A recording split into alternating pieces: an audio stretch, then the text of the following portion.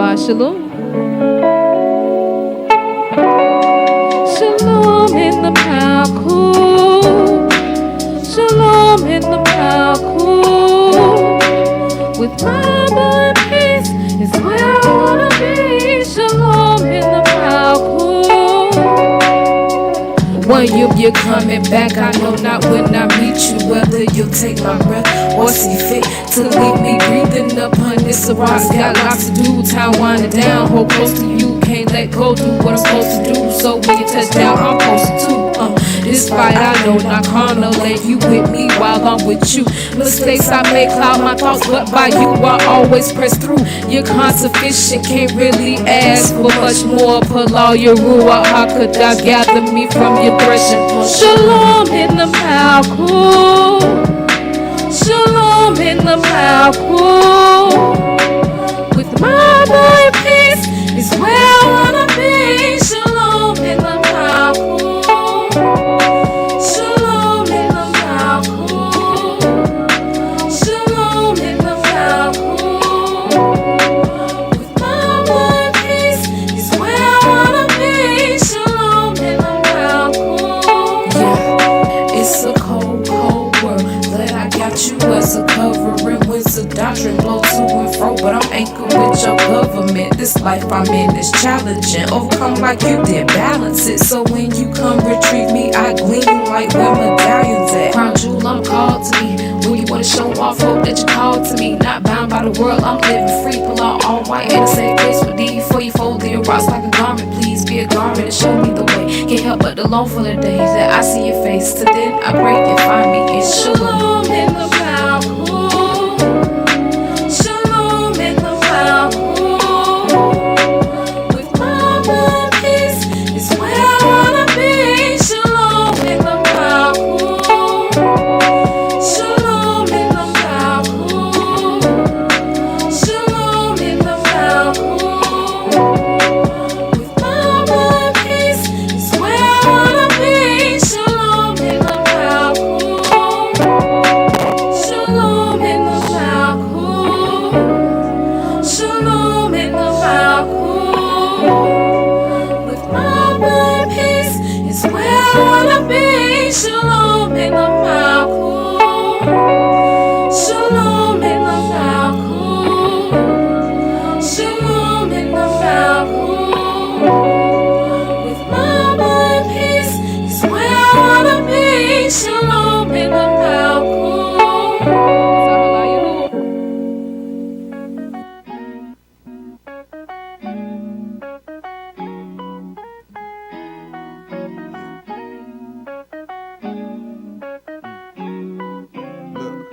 I give you my heart, give you my mind, give you my all to make you mine. Just give me your word, give me your will.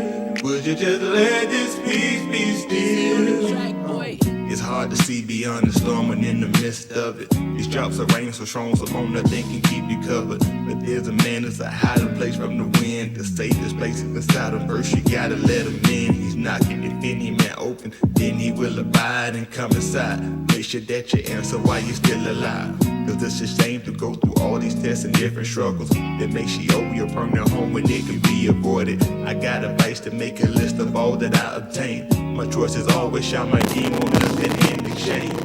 So for now I take the chance, for now I take the pain. But when Yahushua come get me, I know he'll let me rain. Give you my heart, give you my mind, give you my all to make you mine. Give me your word, give me your will. Would you just let this peace be still? Give you my heart, give you my mind, give you my all to make you mine. Just give me your word, give me your will. Would you just let this peace be still? I used to want to find a thing like diamond rings and nice tapestry. Now my chief desire is Yahushua, globe in his majesty.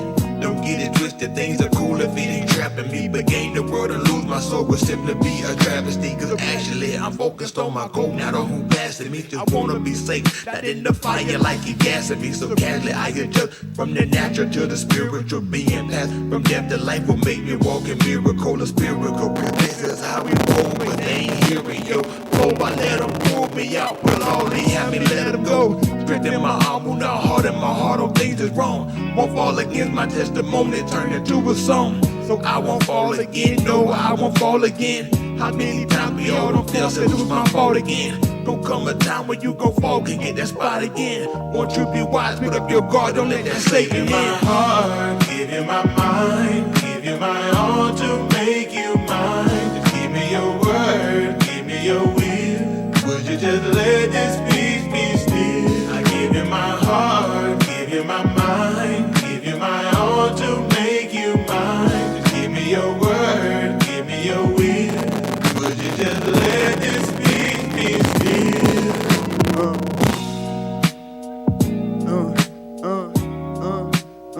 Just let this peace be still. Yeah, let this peace be still.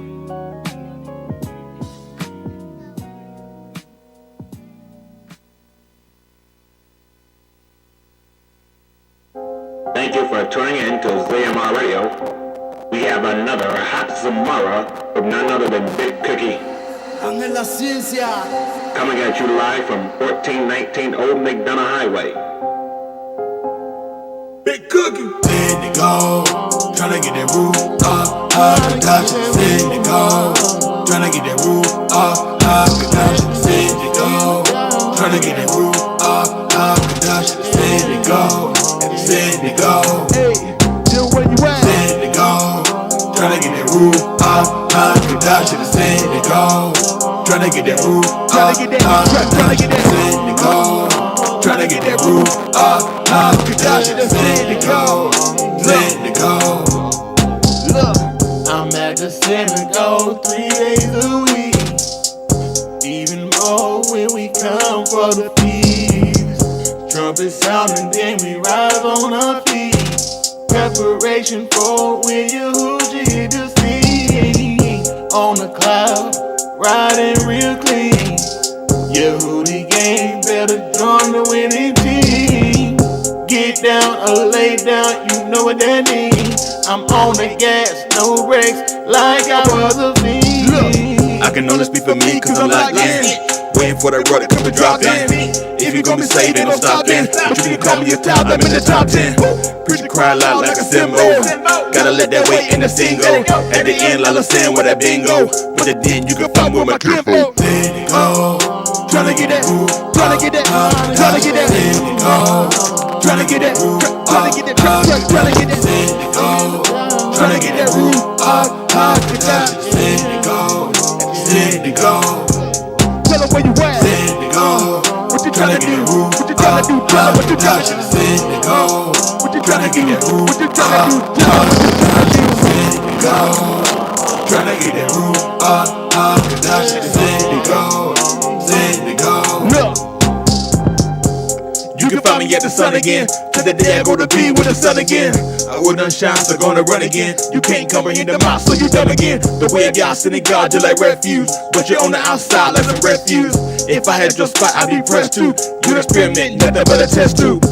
And if you couldn't, you'd be relevant. Don't give a F about your Jesus like we celibate. You try to hold us captive, but them change rent. Put your teachers that own them, no time to change rent. You don't agree with a mouth, so we can walk together. I'll be with you out then, you can check my schedule. If you ain't hear me, you can play that back. Let me take a time to tell you where I be at. Kamashi, Shabayi, at least 3 of the Muhadi. The synagogue is where I be. Don't call my phone, don't bother me. Kamashi, Shabayi, at least 3 of the Muhadi. The synagogue is where I be. Don't call my phone, don't bother me. Let it go. Tryna get that, tryna get that, tryna get that. Let it go. Tryna get that, tryna get that, tryna get that. Let it go. Tryna get that roof up, Kadash, let it go, let it go.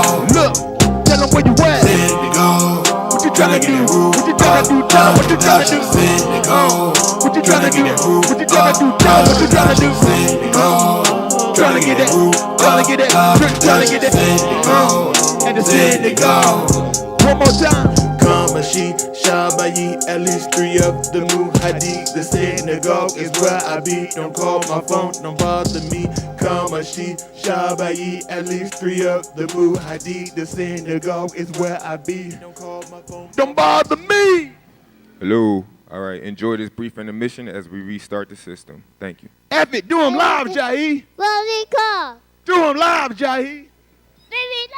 We got them live, Jahi.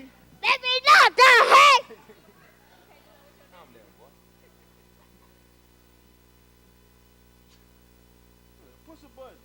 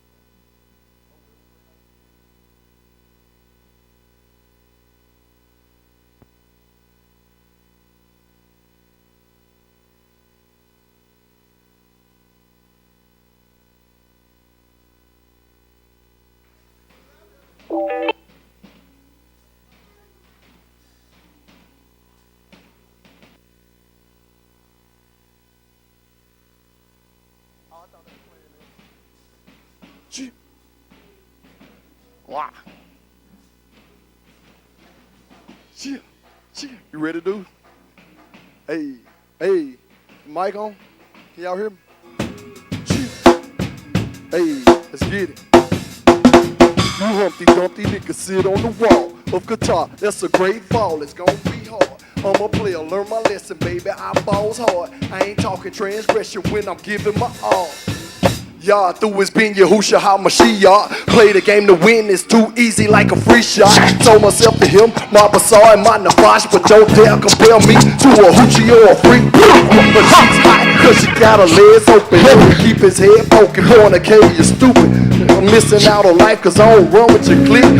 This gon' be a bitch, so okay Cupid, go ahead, live your life, yeah, live it to the full. Transgressing, hoping for heaven, know that it's all full. Like the 96 NBA season, Yahoo deem my allegiance. I will not, you won't give me for treason. But Shabbat, I'ma watch for his people. Allah him is a keeper. Keep your Holy Ghost, God in your Jesus. We believers of a mock through his preachers. And I talk a big game, cause big game is why I'm not in the preachers.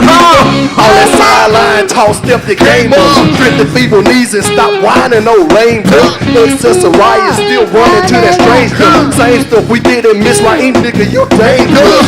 Blameless, it's the life I'm called to. Take amends over friend, whatever favor calls you. Serving sin, what is in, that sin is all you. Who should walk on shopping by the book was in his own you. Small few, he gon' yash it in the end. Gotta save myself, Matthew chapter 10. But all from dumb relatives, kid folks and friends, the part of sword that separates so that I can make it in. Make it in, yeah, I gotta make it in. If I ain't top 3, I'm ranking God's top 10. Make it in, yeah, I gotta make it in. Striving like I'm trying to make you who is top 10. I'm gone, nigga, gone. Hey.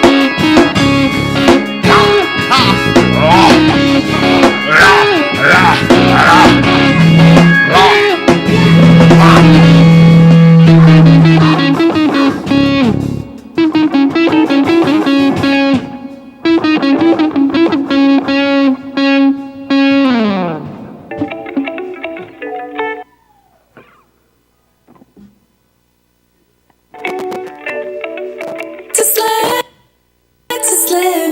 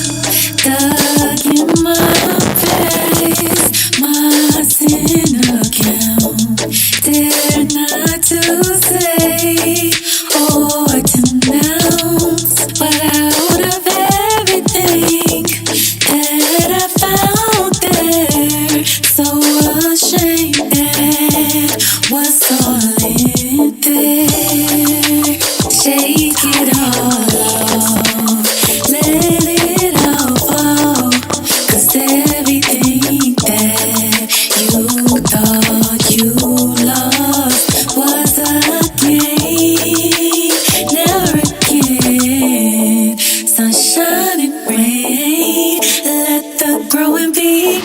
Pick me up, dusted me off, and took me apart. First there is God. Just let me say, I do for everything. Pick me up, dusted me off, and took me apart. First there is God. Just let me say, I do for everything. I could never repay. What can I give or show you when you already loaded? Some say your ways are coded, no worries, clip and molded. Only had eyes for me, I say I do.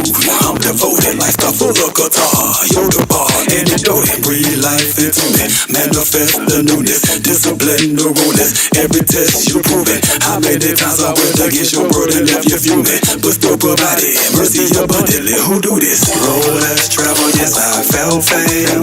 Then I think about the strength I've gained.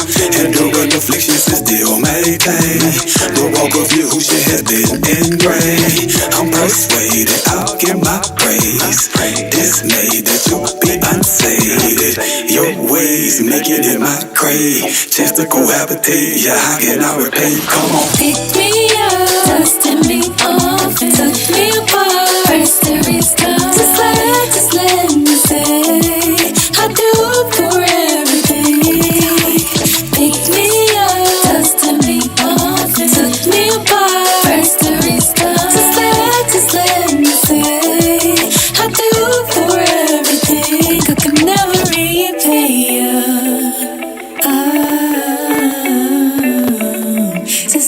Just let me say, I do for everything, yeah. For the praise and worship of Yahuwah through his son, Yahushua HaMashiach. I need you by my side. Make your sun my eye. I need you by my side. They watch the side. Make it sunrise. From the grove. I'd rather choose I need you by my side. They watch the side. Make it sunrise. From the grove. I'd rather choose yo. Yeah, you gave them out for praising. Let me operate no matter what I'm facing. I've been right around the ball, strangulation. Gasping heavy, need wild sensation.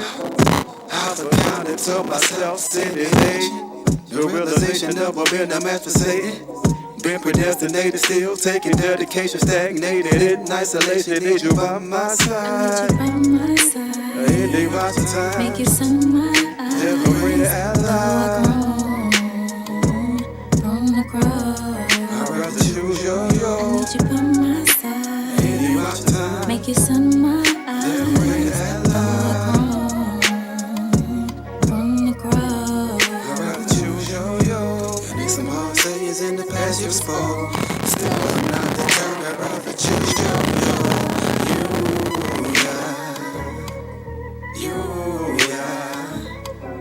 It's been some hard sayings in the past you spoke. Still I'm not deterred, I'd rather choose yo.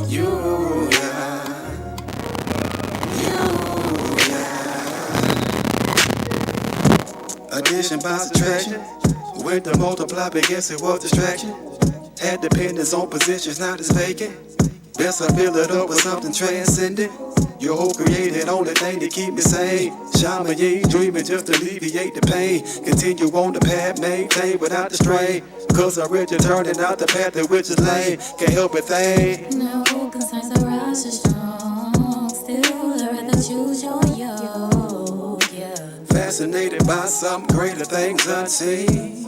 Impurities, time to put them on the shelf. No, I let you put me through the fire, watch them melt. Make the most out of the hand dealt. Need your help, heartfelt. Can't complete this mission by myself. I need you by my side. In the rising time, Make it sunrise. liberated ally. From the grove. I'd rather choose yo. I need you by my side. In the rising time, Make it sunrise. liberated ally. From the grove. I'd rather choose yo. There's been some hard sayings in the past you spoke. Still I'm not deterred, I'd rather choose yo. You, yeah. You. lies in the past you've spoke. Still I'm not deterred, I'd rather choose you. You,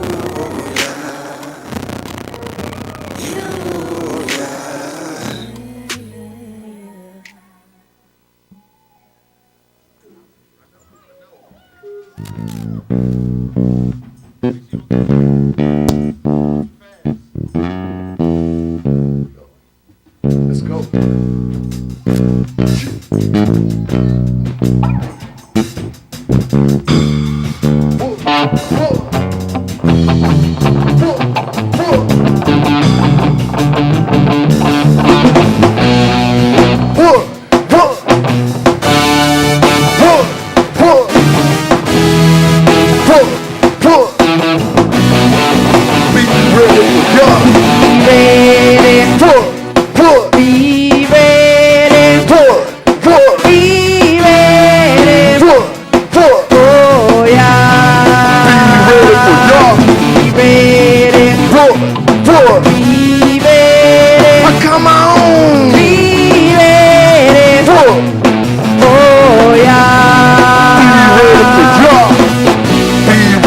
The return of Yahushua. What you do from here on out is gonna be crucial. Every move, so put your armor on like Ray Jones armor song. Yahudi, we suited up, ready for war, so bring it on. Yahudi, we got a base standing on this cornerstone. Still that you buy it or not, it's up to you, it's your nafak. What you do is I won't stop. People seeking his Ama. Catch me at the sin, I got 3 times the free price on Shabbat. Learning that we all like him, no chance of you catching us. You got no wings, so don't try to attach to us. Champs, you get my stand. I'll avenge and fire branch and store. Back up, give me 50 feet, double minded, 3 times before attack it. Hey, hey, be ready. Be ready. Oh yeah. Be ready. Be ready. Come on. Be ready. Oh yeah. You're barking up the wrong tree. Please don't bite the branch. Can't get this short end of the stick. Blood avalanche. Quit playing possum and be strong like a yoga oxen. You're the Fosh belong. Mr. Yahuwah. Mr. Awesome. You know we coming. Don't hesitate. But for too late. This love won't get your face. Unless you have been replaced. So I gotta hold my horses. Time to be stable. To get the highest appraisal. With this bet I pay my stable. One shot to gate your head. Keep talking, I'll take your head. Come correct, you're not taking my bread. I'm fighting for eternal tie, cause I got me ready for my honor. Be ready. Be ready. Be ready. Oh yeah. Be ready. Be ready. Come on. Be ready. Oh yeah. Quickly, I'm a heavy hitter. Please don't test me. Yahuwah reigns supreme, you don't impress me. The best you got is only going to a set investment. Lead and speaking Greece, we found you out, snipe you like Wesley. You done upset me, look like I'm spreading the way that my size heavy, but not from that way to see. Can't let that katana set me. I carry some loaded weapons on the hip and the chest, and the one is made for the slaughter, the other is for deflecting attacks from the adversary. Crackles are very scary, so action is necessary. I keep them both for protection. A lot of y'all direction from under bar, I'm steady from the Ruah to Bazaar. I suggest you be ready. Be ready. Be ready. Be ready. Oh yeah. Be ready. Be ready. Come on. Be ready. Oh yeah. Down at the mark, I got my feet on the starting block. Hands behind the line, it's on to me, can't be the laughing stock. Haters watching and waiting and looking with anticipation for your Hootie Nation to fall. No damnation. My opponent gonna sustain this body. Damnation. With feet on the space already from the lack of Hydration. Get the thing stated. Said I want to race already, but it only applies to those who dashes but Forsake them, go. Kind of been awakened, I was running like my name was Usain Bolt. Well, I'm making that the ball is blowing victory like a boat. Had these, pick 'em up, peace, set this space to run, and I'm following the pattern of the sun. Shiny. Be ready. Be ready. Be ready. Oh, yeah. Be ready. Be ready. Come on. Be ready. Oh, yeah. And Allah, he reigns supreme. We must take comfort in Torah and get the beam. Yeah. This ain't no Marshall-Lee. Yeah. This a all we keep. Yeah. Among all the queen. Yeah. Gang of Odyssey. YG the winning team is to the our allegiance is kept. Why me? He chose to redeem. Don't know what I'm needing is help. I keep repeating this step. You call it leave me in his way. To prosper and be in his word is good. He's a marvelous chef. Cooking up some mama pretty often in that kitchen, bro. Looking up to y'all, the time is not for our redemption, cuz. Watch yourself and keep it up. Right, yes, y'all, that means for us. Get that Ruach HaKodesh in you, who will see we trust. Be ready. Be ready. Oh, yeah. Be ready for y'all. Be ready. Be ready. Come on. Be ready. Oh, yeah. Be ready for the return of Yahushua. What you do from here on out is gonna be crucial. Every Muso, put your armor on like Ray Jones armor song. Y'all who think we suited up ready for war, so bring it on. Y'all who think we got our day standing on this cornerstone, selling you buy it or not, it's up to you, it's your thought. What you do is not gonna stop. Leave us seeking his amount. Catch me at the synagogue 3 times a week, twice on Shabbat. Learning that we all are he, there's no chance of you catching us. You not Louis, so don't try to attach to us. Shams, you get my stand. I'll avenge and fire branch the store. Back up, give me 50 feet double minded, 3 twice before attacking us. Hey, hey. Be ready. Be ready. Oh, yeah. Be ready. Be ready. Come on. Be ready. Oh, yeah. You're barking up the wrong tree. Please don't bite the branch. And get the short end of the stick. Blood avalanche. Quit playing possum and be strong like a yoga oxen. Get the fox below. Mr. Yahuwah. Mr. Awesome, you know we coming. Don't hesitate before it's too late. This love will won't forget your face. Unless you have been replaced. So I gotta hold my horses, trying to be stable. To get the highest appraisal. With this bet I made my staple. One shot, 12 gate your head. In the wall. Keep talking, I'll take your head. In the wall. Come correct, you not taking my bread. I'm fighting for eternal copy, so I gotta be ready for my enemy. Be ready. Be ready. Oh, yeah. Be ready. Be ready. Come on. Be ready. Oh, yeah. Big me on my only hill. Please don't test me. Know who the ranks of rich, you don't impress me. The best you got is only going to upset investment. Yiddish speaking Greeks, we found you, I'll snipe you like Wesley. You don't upset me. Look like I'm scored in the way that my size hit it, but not from the wait and see. Can't let that katana save me. I carry some loaded weapons on the hip and the chest, and the one is made for the slaughter. The other is for deflecting attack from the adversary. Crackers were very scary, so action is necessary. I keep them both for protection. Hold to your direction from the bar. I'm steady from the Ruach to the saw. I suggest you be ready. Rock. Be ready. Be ready. Oh, yeah. Be ready. Be ready. Come on. Be ready. Oh, yeah.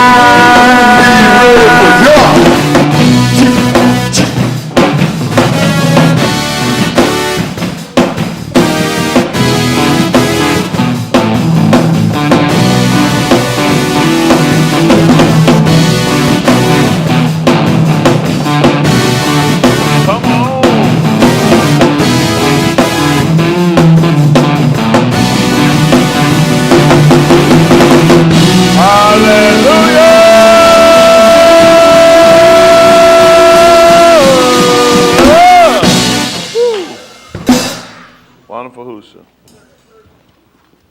Oh boy. All right, everybody all right? Well, it's true to be alive. I tell you, every day you look at the news, it definitely gives you something to consider. I'm looking at Hawaii. We were talking about going out to visit Hawaii one time. They got that volcano going on. And on top of that, now they getting ready to get hit with a typhoon. Yeah, they got it erupting on top of a typhoon coming right behind it. So they getting ready on both ends. Mr. Hood definitely talking to counter fire ain't getting no better. I guess I say all that to say how much we need to consider, how much we hadn't considered. You know, a lot of things we take for granted. We go out here, yeah, it's a little warm. But I tell you what, you go ask some of these people over in Asia, some parts of that, they say getting hit with, believe it or not, 30 times hotter. I'm telling you, they say it's critical for kids, adults, everybody. Can you imagine that?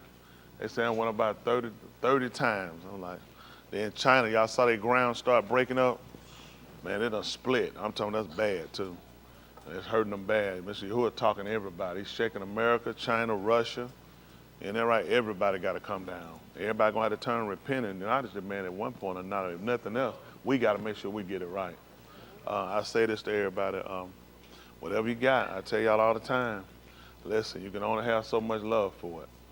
At the end of the day, your whole heart got to be to Mr. Yahuwah above everything, above anything. He got to be your first and your primary. Otherwise, you're going to lose this fight. A lot of people can't take it. When he moves and he decides to move however he moves, he'll unravel your whole life. But don't forget what you said. Save me. When you ask him to save you, you got to be willing to put everything on the table. He can't help you. It's just like a therapist. They'll tell you.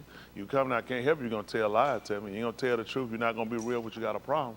But I'm just here because they want me to talk to you. I can't help you. You can go ahead and leave. Because you already got that fight in there saying that I don't need it.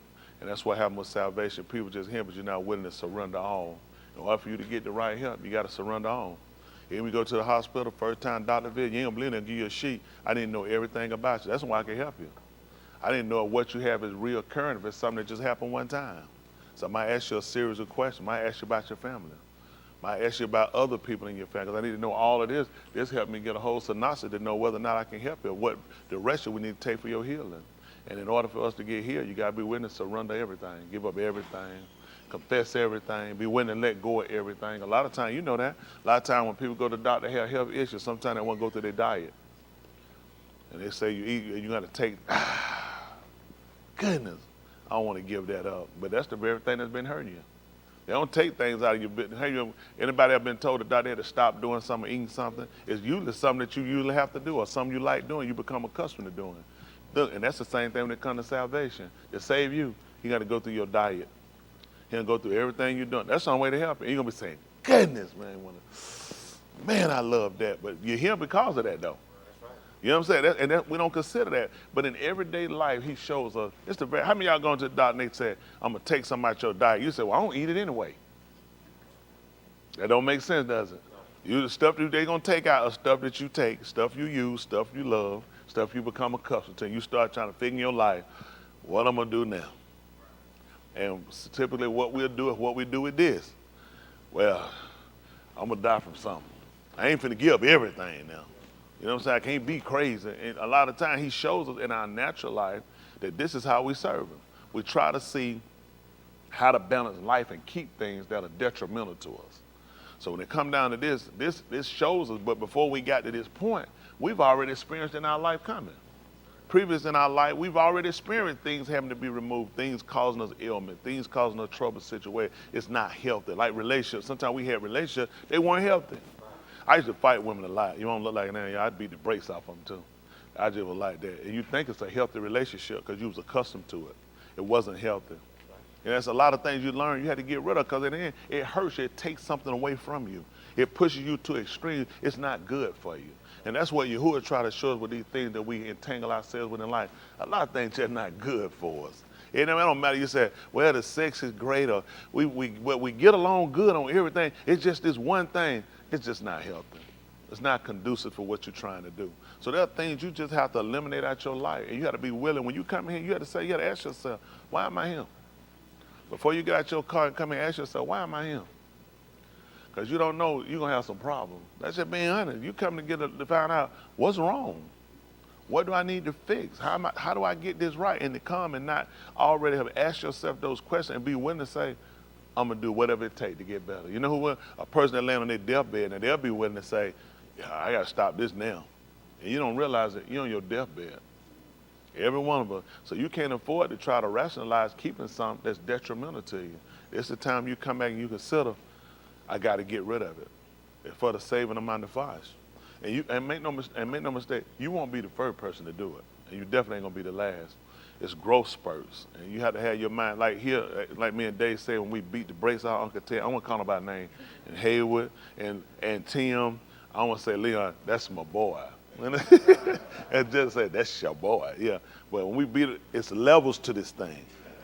It's levels. One time we were sitting there, Tim, they had a pretty good hand. They were talking. Tim told her, he looked at her, he said, see, it's levels to this. But me and Dave looked like Michael Jordan did that time when Magic Johnson told him, said, look like you need to put on them Air Jordan. He said, Mike put that look on and took the game over and dominated him. Whooped them real quick up right quick. They told, it's levels to this. So I say that to let you know, every one of us here is levels. To getting where we at now, it was level. It took the baby steps it took. It took the things that we had to go through to get us here. Now we're looking at, it's time for other adjustments. The reason why the direction changed, because we changed it. And as we start to change, we start to transition. A lot of fights we used to have, fight Christianity, fight them and show them what they're wrong, fight them and show them. I ain't got time to fool with that. Listen, everybody gonna do what's right in their own eyes. It won't be the first time. We just gotta make sure we doing what's right by him. When we look at the word and we find what the man say, let's just do that. What somebody else do is not my fault. That's not our problem. You find, y'all remember, before I get ready to start, y'all don't mind 1 second, pick up for me right quick where Yahushua was going around condemning other religions. Pick it up right quick. And then I'm going to read this, and then I get through with this, then we're going to move forward on the other side. Pick it up. We're cutting down. We the only people get ourselves in time. Y'all know that? You know what he told them when he sent them out? Go to the lost sheep of Yasharal. You could have stopped me. I ain't no lost sheep. Preach to me. I wasn't even sent to you. Not just being honest. A lot of stuff people do. Why is it we can't find a book where they were going and kicking in folk doors and staying on the street? You hypocrite. You finna go to hell going over to that church. I want to say to one group of people. I don't have that time. We don't have that time. Them days, listen, we only send to one group of people. What other people do? That's not your fight. That's not your problem. You were there too. Who came and kicked your door in? Who came and snatched you in your car on the street? Well, what give you the right to do it to somebody else? Like, leave well enough alone. That's right. Isn't that right? Yep. Like I said, don't put your head on a line in your mouth and tell me breath stink. Don't do it. Just start it. Let's stay with what's conducive for us. Let's make sure we're getting this right. And if we do what we're supposed to do and get it right, then anybody else that got an appetite for it, they will acknowledge and see. Look at the people and look at the knowledge those people have. Look at the way those people direct themselves. The fight part, I don't have time for that. You do that for years and years. You ain't gonna convince nobody that really trying to do what they need to do. Just leave time. Who he gonna save, who he gonna designate, they gonna come. Right. Who he had, they gonna do the same thing they've been doing. At the end of the day, it ain't gonna put no more money in your pocket or no less. So something to fight people put up, it ain't worth it. Let's just stay focused. Y'all not telling them, stay focused. You waste up a lot of energy with people out here, kill time, and get to the end and find out, you know what, matter of fact, you ain't where you need to be. That's right. Yep. You've been so busy trying to get other people right, you forgot to get yourself right. Yep. So guess what we're going to do? Let's get us right. That's right. That's the most energy we got. You ain't going to make nobody do nothing. What cuss them out and threaten them going to do? What they going to say, oh, man, since you threaten me and threaten to fight me, you and all your boys, I definitely want to live right now. You just turn somebody off. Let's just be honest. Let's just stay focused. That's the only thing we want to do. Let's make sure we getting it right, all right? Ain't nobody, you see a woman here, they come, ain't your job to go tell her, leave her alone, that's her business. Right. Let people grow. They'll do what they need to do in due time. Right. I don't run the street, what you doing with your head on cup? That's a wig? I'm trying to hold on these little scribblets I got right here. If anything, I'm about to say, you mind if I borrow a couple of hairs? I want to hold a couple of hairs. Yeah, we ain't got time, man. Life's short. You know what I'm saying? That's just being honest. The more I'm starting to realize, you'll keep going, and like I said, you'll waste so much energy on people when all you got to do at the end of the day is make sure you got it right. In Acts 2 and Acts of the Charlotte King 2 and about 39, he said, with many other Dabarim did he exhort, saying, save. He didn't make none of them people try to go out and save nobody else. He told them, save yourself from this untoward generation. He like the folk backward. He said, you save yourselves. That's why that day, ain't but 3,000 got added. He told you it was more than that. Ain't but 3,000. And you know how the other people came? Daily. Every day people start converting. That's all. The one gonna be saved. Everybody ain't gonna take it the same. So what you gonna do? So when the 3,000 that receded, they told everybody, y'all gonna burn in hell, you rank sinners, you're Christian. Left him alone. Just keep doing what you're doing. Every day, get what people doing. He would add. Every day he was just add. People looking saying, don't make sense to keep staying out here. Time to get this thing right. I'm finna go on and come on in. That's how you do it. People sit there and saying, you can stay out there, and people know who out there. Man, you start saying, things change. Your age change, your desire change, you start your health change, you start realize, you start watching people dying and going, you realize, man, it's a dead end. You just sitting around waiting to go to somebody's funeral. You really ain't catching up. You ain't really matriculated into nothing. You just sitting around killing time. You can't club for so long. I started clubbing early. Man, junk get old. You know, you start realizing these are the same people. You know what I'm saying? First you go, you like, man, all these people, you start right there. The same niggas out here. It ain't no every week it's all new people. Because all of them ain't got nowhere to go. Then they start looking for, I'm going to go to a new club. When you get there, they're going to start being a new club too. Same people. You realize, same people. You start realizing, ain't nothing changing. People just going, and it look like, man, they having so much fun. It get old. It get old, man. The same money, same lies, same stuff. You get tired, man. Same folk running to the same people, just get tired. You're like, who got time? You're going to do it so long. You know what I'm saying? How many of y'all used to club? Prison, what is this? Did you club or did you not? When you talking about every word, did you club? How far did you club? She's talking about, which one is it? How many of y'all didn't used to club? Didn't club? You didn't club? Yeah. Right, you didn't ever go to the club? Oh, you were cutting up at church though, weren't you? That was never.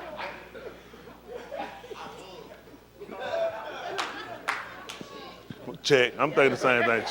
Check. Don't hear you to the club. Who else said they used to club? Y'all did the right thing. Ain't nothing out there. All they do is burn y'all.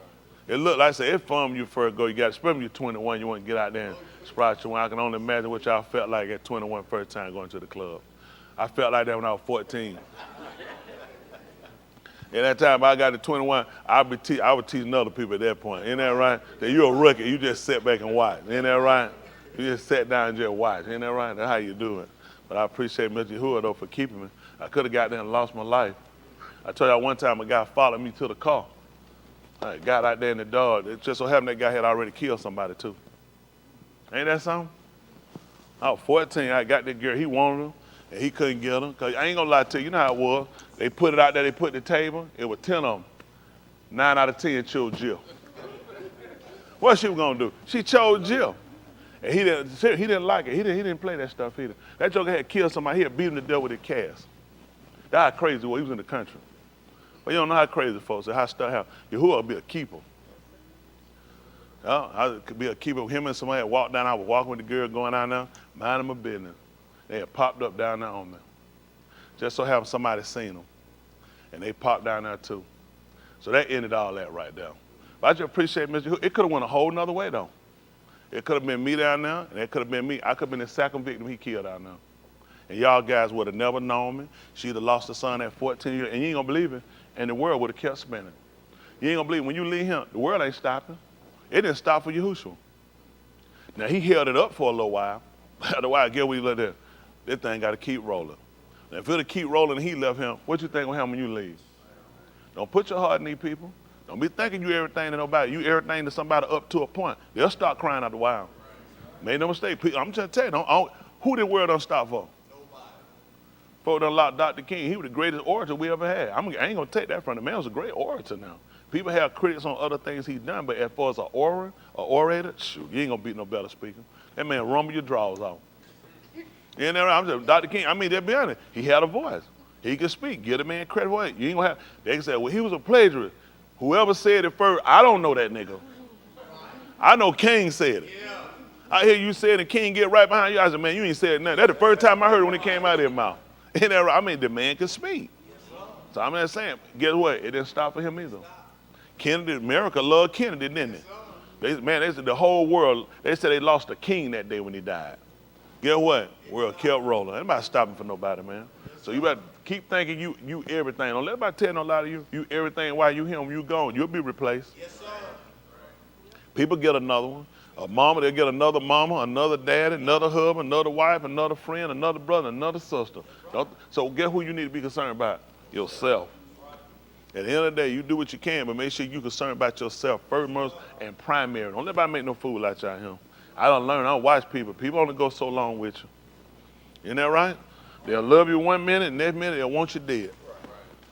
All right, we'll go ahead and let sound the Katos Rod. We'll try to see how much you'll have us to go. I don't know what I'm gonna do with Deuce. Let's entertain him.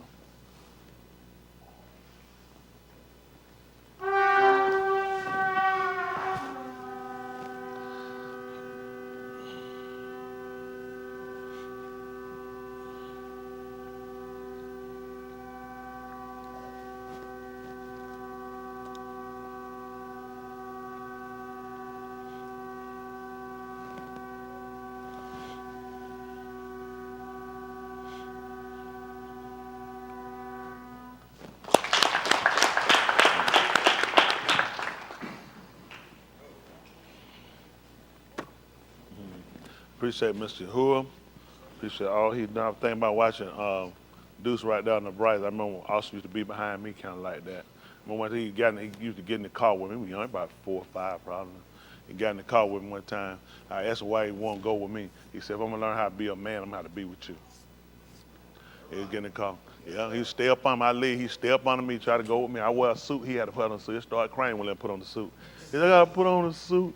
My dad on a suit. He said, they say I'm a little preacher. I got to wear a suit. Oh, I had to find him a suit. And Bryce started coming out there, started going around with her.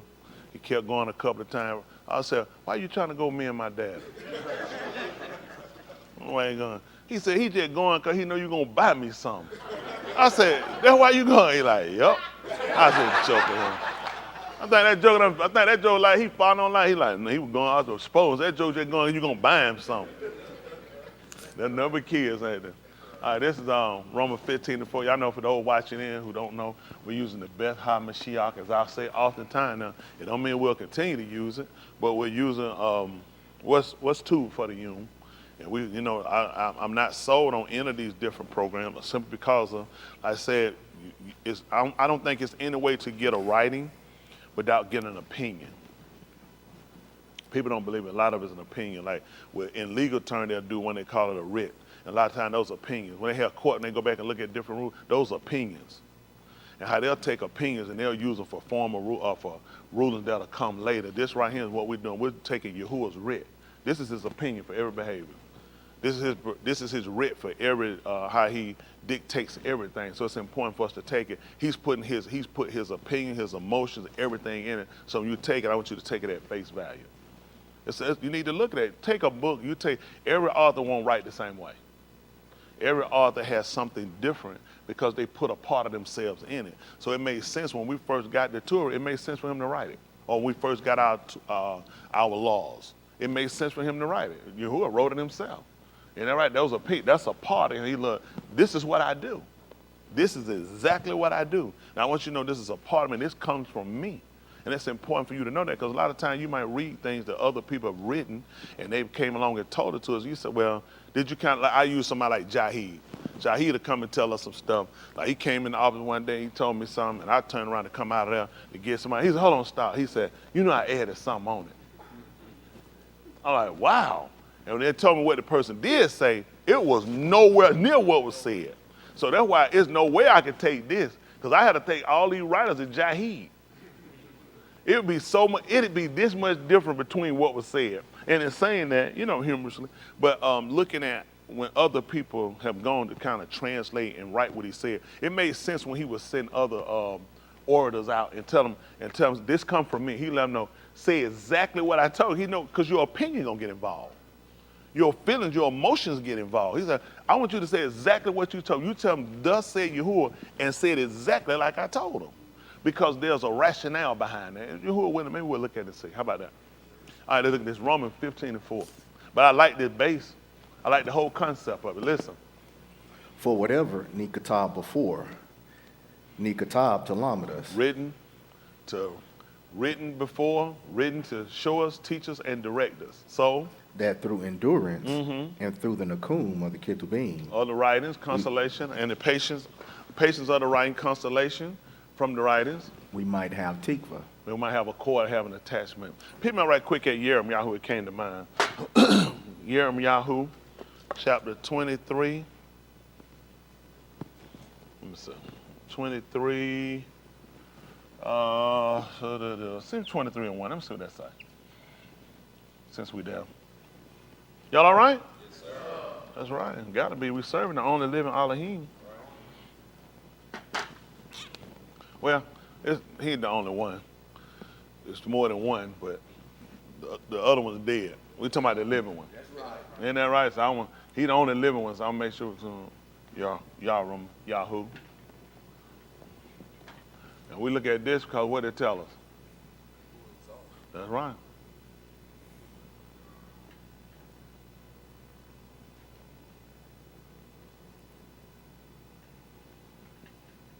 See, it didn't make sense for people not to believe what he told them.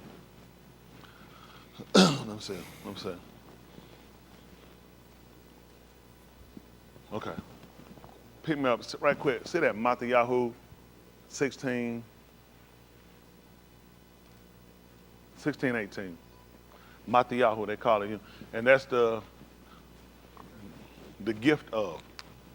Matthew, that's the gift of Yahuwah.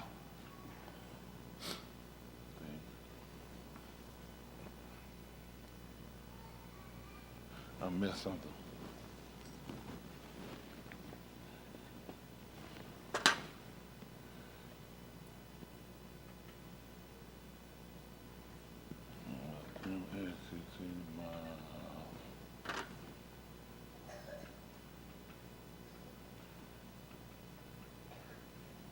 (16, 18). Listen. And I also say to you that you are cuff, and upon this sewer I shall build my assembly, and the door of Sheol shall not overpower it. And the door, the gate. Listen, excuse me. I shall give you the keys of the Malkuth of Shamayim, and whatever you forbid on the Arats shall be forbidden in the Shamayim, and whatever you permit on the Arats shall be permitted in Shamayim. Then he commanded his Talmudim that they must not tell anyone that he was the Mashiach. What happened? From that time on, Yahushua began to tell his Talmudim that he needed to go to Jerusalem and to suffer much from the hands of the Zakanim and the Rosh Kohanim and the scribes, and to be killed, and would surely come on the third Yom. So what was he telling us? He tells the end. He's telling you who are going to be exalted. He'll be lifted up. Ram, that's what it is. He's going to be exalted. He's going to be elevated. See, it was already foretold before that. That was the name of the man, Yahu. Yahuwah is going to be exalted. So in order to be exalted, you're going to have to be a base. That's how many y'all, a lot of us are like, you want to be elevated, right? Yes, sir. Then you got to be lowered. That's right. To go up, you got to be lower. That's you can't right. go up if you're already up. That's right. Then you got to be lower in order to be exalted, right? Yes, sir. So a lot of times we look for things we don't consider what does it take in order for that to happen. Isn't that right? That's just been it. What does it take? So he had all of the writings. He had all of the Shem, the name, which was symbolism to what he was going to do. That Yahuwah was going to be exalted. And he wasn't no fool. He knew in order to be exalted, you got to be a base. See, with us, we just want to go up. We just want to do better. Sometimes to do better, you have to do worse. I mean, the way he takes you around and gets you to a point is a little different than how we kind of look at it. We look at this right now, just start going and doing. Sometimes he look at, no, you got to go backwards before you go forward. It works better, so you can see how far behind you are. Okay. That's why he done told you. He told before, he said, your thoughts are not my thoughts. He said, neither your darakim, your ways. He said, they're not my darakim. They're not my ways. So to give you symbolism, he told you, he said, as the Shamayim is from the Arise. He said, so are my direct, so is my darak than yours. So are my ways than your ways. That's how different. As high as the Shamayim is, he said, that's how far off you at with the way you think and the way you rationalize and the way you process things, the way he does it. See how, you see that? Ain't that something? So you know what happened? In order to fix that, that's why we got to meet him in the air. Gotta get middle ground, gotta meet. Hello? Because we're too far off. We got to meet him in the air. Hello? Which means we're going to have to be exalted. Mm-hmm. That's right. Isn't that right? That's right. And he ain't going to believe it after we've been abased. That's right. Because he said the moot in the Mashiach is going to rise first. See that? And then we're going to be caught up. That's right. See that? Our ways going to come together. Hello? Okay, don't worry about it. All right, come on back over to what we had. Jeremiah 23:1. Trying to be long. Let's just look. Since I start off with talking about, excuse me, talking about him writing and people's opinions and people not just being strictlers for just doing what he told us. Isn't that right? How important it is to say exactly what it is he said and to hear exactly what it is he told them. Listen. 23:1, Jeremiah, who they call Jeremiah. Listen. Woe to the Roim. Destruction. That war ain't stopped. That war is destruction to the Roim. These are the shepherds. They're what happened? Who are destroying and scattering the sheep of my pasture. See that? Who are destroying and scattering the sheep. Go ahead. Declares Yahuwah. Declares Yahuwah. Therefore, thus says Yahuwah, the all of Yasharal, concerning the Roim who are tending my arm. Yes. You have scattered my flock and driven them away, and have not attended to them. Behold, I shall attend to you for the Rosha of your deeds, declares Yahuwah. Then I shall gather the remnant of my flock out of all the Arats, where I have driven them there, and bring them back to their pasture, and they shall be pari and multiply. See that? He said, I'm going to bring them back. I'm going to bring them back into the fold, put them in their pastures where I'm going to keep them where they can constantly feed. Isn't that right? He said, then they can multiply. Come on. I shall come up Roim over them, and they shall tend them. See that? I'm gonna bring up shepherds over them that's gonna tend to them and care for them. Go ahead. And they shall not be afraid any longer, nor be terrified, nor shall any be missing, declares Yahuwah. Behold, the Yamim are coming, declares Yahuwah, when I shall come up for Daoud a Sadiq branch, and he shall reign as Malak, and act wisely, and do Sadak and Sadiq in the Arats. See that? He's going to act wisely. What word we going to look at? Hakam. That's right. Hakam. He's going to act wisely. See, we're going to be able to see it. He's going to demonstrate something. Now, amazing when we read this and we hear this. First of all, he started off to let us know it was his pattern. What was the first thing he told us? First thing. Thus said Yahuwah. What does he tell us? What statement he made to us? To them. Destruction to them. One thing our people were accustomed to, we knew he was speaking. He never sent nobody to tell us nothing to. That's how we knew him as well. Even Jeremiah stated that. Isn't that right? He said the Nabaim that been before me and before thee, they never nabba nothing to when it came to us. First thing he let us know, it's destruction to you. We had a pattern. And the fact that he told it with destruction to it, he declared the end at the beginning. Then he started telling you why. Versus we used to sit down, let me explain to you, then get to that point so I could break. No, I'm coming off the rip letting you know, death to you. Death to you, but then I'm going to start going through letting you know why. Because we start looking at the pattern of how he does things. We talk about first, right, he states the verb. Isn't that right? He wants you to know exactly the action here. I'm killing you. That gets your attention. Somebody come right around, I'm going to kill you. You think, why? I went through Star Spring with Cam, you said, and then said, and said,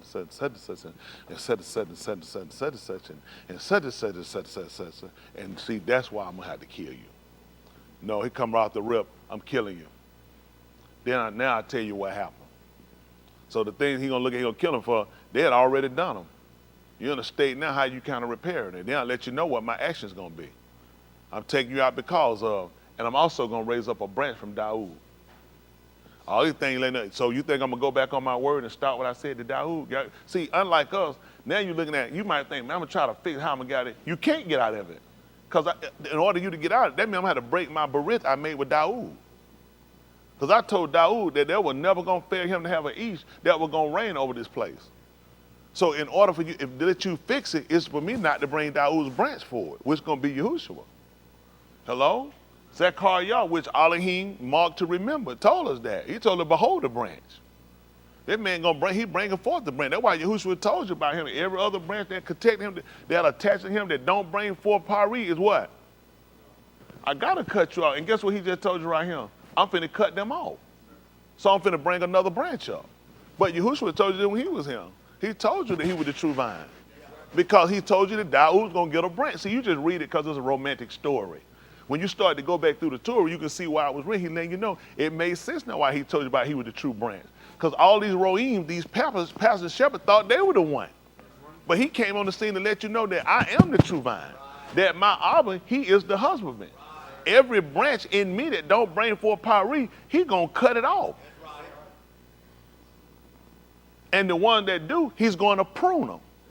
He's going to trim them back so they can bring forth more. I didn't understand it before. You'll get a tree sometime, a bush, people trim them back so they can grow better. And we don't understand that because of people who do landscaping or people know, you got to, say, oh man, say you don't kill it. You said, oh, you got to prune it so it can grow better. So he let you know pruning for us might be chastisement. It might be taking something away from you. Because think about it, when you prune a tree or a branch, what do? You add something to it? But you're doing it so it can grow better. So you can fix the imperfections. And those are things sometimes we don't consider. So I see you blossoming. I see you growing. But I see where you can even do even more and abundant. So in order for that to happen, I'm going to have to prune you back a little bit. So there's a difference in pruning and cutting off. Y'all got it? So you had to start to recognize. So people who understood the Torah, people that understood the berith that he made, and then he brought Daud in for Daud's sake. So I could keep my berith with Daud. I got to bring forth this branch. And when he comes, he's going to deal wisely, which means we're going to look at Hakam. And when we look at Hakam, we're going to look at the word simply because it lets us understand something. This is a wisdom that comes from Elohim. There's a wisdom that's of this world, but according to the book of Corinthians, Elohim had to confound the wisdom of this world. Y'all got it? There is one. He even told us in the book of Corinthians, what north or east? The things of Elohim, that's why we start looking at Hakam. You can't get Hakam. You only get that from Elohim. So he let you know. So now we're looking at a skill set. That skill set makes a difference. We talked about before in the book of Allah Dabarim. Pick it up from me right quick. Allah, see now we done move, we're going somewhere else. Allah Dabarim, they call Deuteronomy.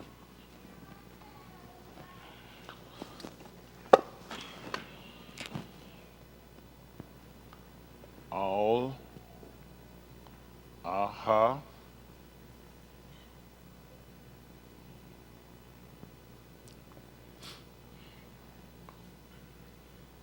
Say that 4 and 4. Sure, about probably between 6 and 8, 6 and 9, somewhere. But let's see 4 and 4 right quick. Allah Dabarim. And for those why that mean, and these are the words. Some people just use Dabarim, words. But we want to know that these are the words. So if people say, which one did he say? Well, these are the words. Y'all got it? Let's see. That's what he told you. But you, who held fast to Yahuwah, your all are Ka'it Dishun. That's what I'm looking at. I want to be alive when he come back. I think in the book of Koph, they call Peter, he talked about as lively stones. Come on. You're all, every one of you. Come on. See, I have lamed you statues and mashpah, just as Yahuwah, my all, commanded me. So what did you just attach from that statement? Hands? Go ahead, sir. He's our Abba.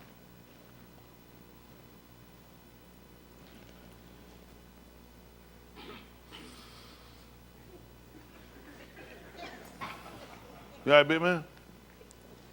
I know you didn't try to slick me like I raised my hand, but then I knew it. I knew that. Woo, boy, if you don't watch these folks, woo, they slick.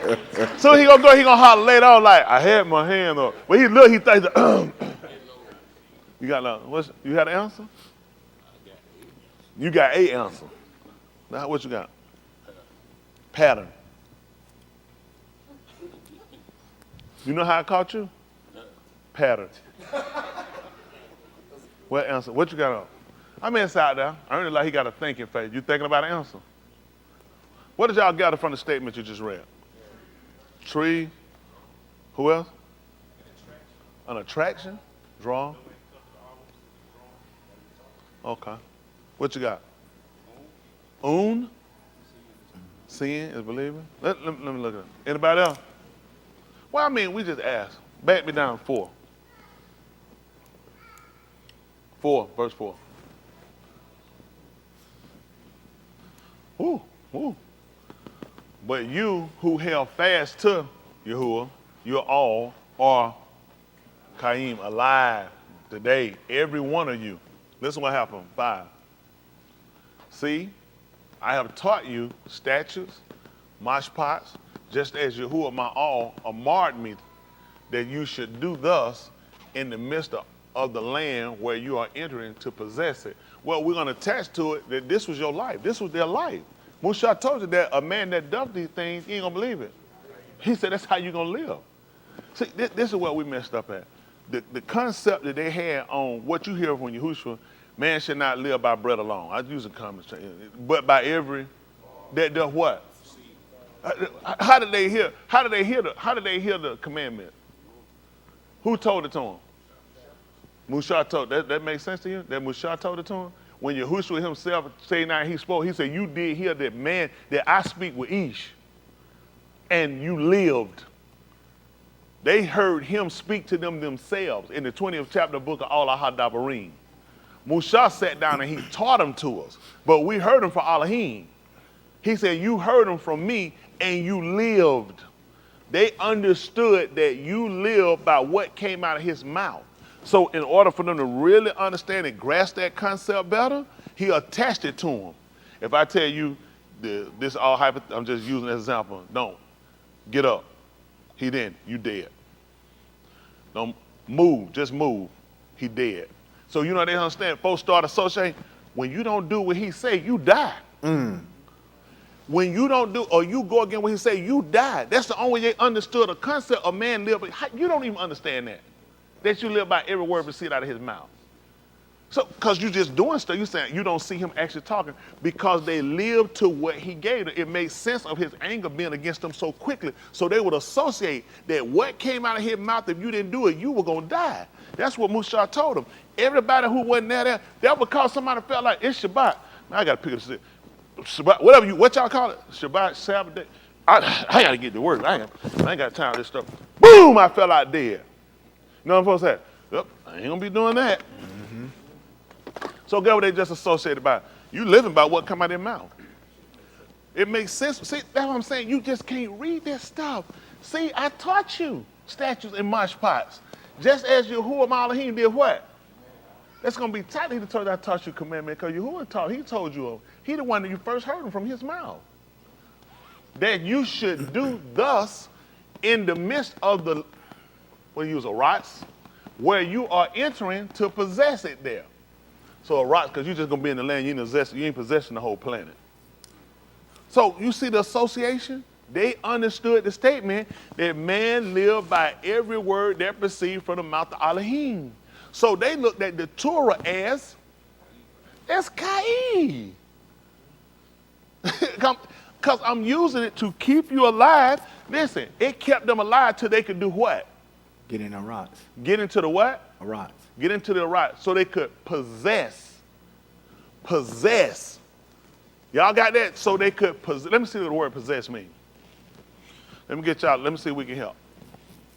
What is that thing?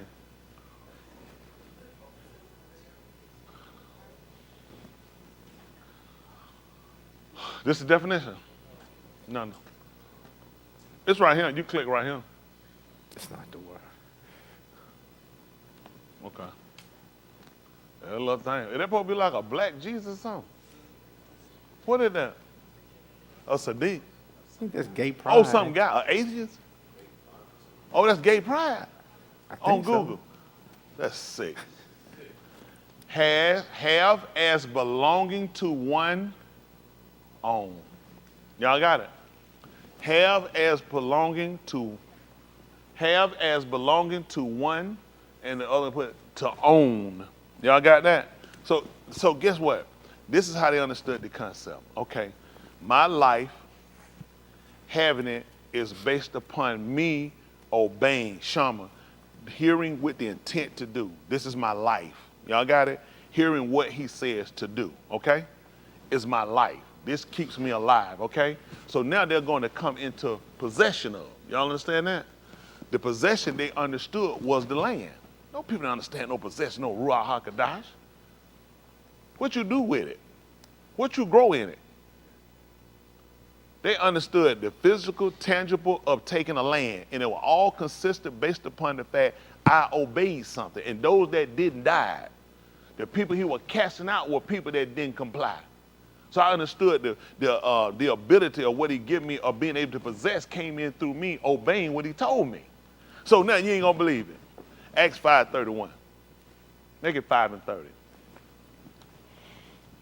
Acts, this is of the Acts of the Shalakim, which are the sent ones.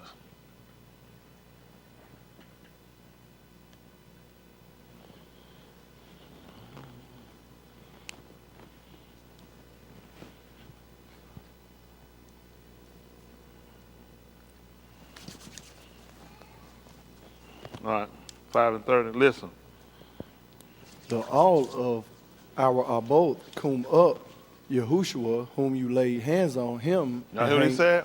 The all of our Elohim, he coomed up Yahushua, whom you did what? Laid hands on him and hanged on a ox. Y'all see what happened? He was up and he had to go down. Same thing with you. Same thing with Yasharal and Yehuda. They were up and they had to go down. And then he did what? He coomed them up. These are patterns he sent for you. Listen. The one had the Elohim exalted to his right hand. Y'all see that? It made him his arm, made him his strength. To be a what? Sar and a Husha. So it made him a ruler and a savior. And to do what? To give repentance to Yasharal and forgiveness of Kataim. Yes. And we are his witnesses of these matters. Wow. We are his witnesses of these matters. Who else, Lee? And so also is the Ruach HaKodesh. Whom? The Elohim has given to those who shama him in his coal. So how do those people possess the land exactly? Because they what?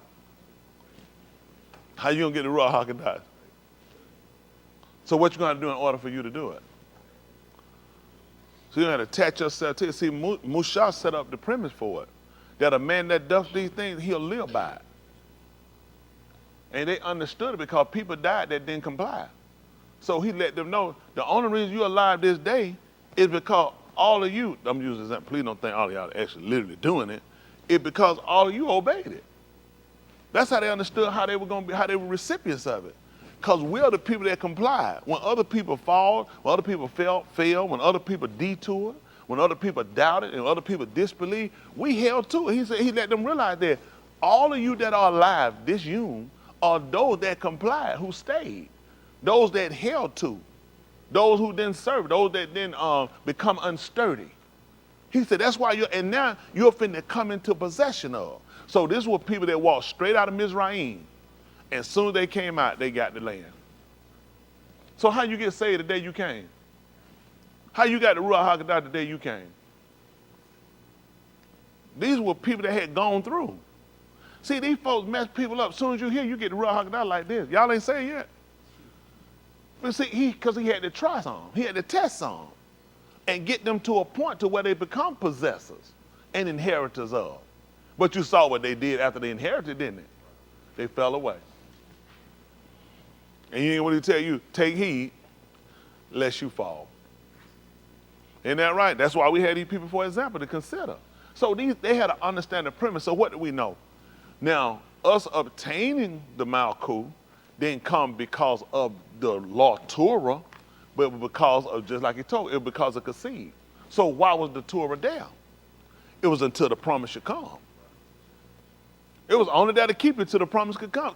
The people who didn't comply with it, how could they possess it if it was not for the Torah?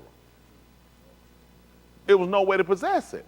The Torah gave them the direction how to get to where I'm gonna give you the gift. Okay, Chris, let me something. Would you like $10 million? Okay, I want you to do it. Go to my house and get it. Why you can't do it?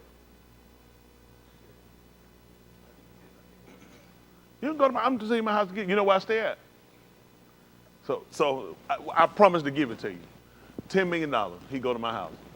And the problem he got is what? He don't know how to get there. Roy said, well, $10 million. He started shaking. This is all hypothetical now. But you see, so now, this is a promise I'm giving him. I'm going to give him $10 million to get to my house. The problem you have is what now? Direction. So now, I'm going to give him some directions. These directions I give him, now, if he don't follow them, and he be off for, can he get to my house to possess the $10 million? No, if he get the direction and say, you know what? I'm feeling something. The Spirit moved me to go a different way. Can he get there? So rather, can he become a possessor? So now, is he going to receive it because of the direction, or is the promise? It's the promise I gave him that he'll possess it, but he needed the law and the direction in order to get to be a recipient of the promise. That's how you got to look at the Torah.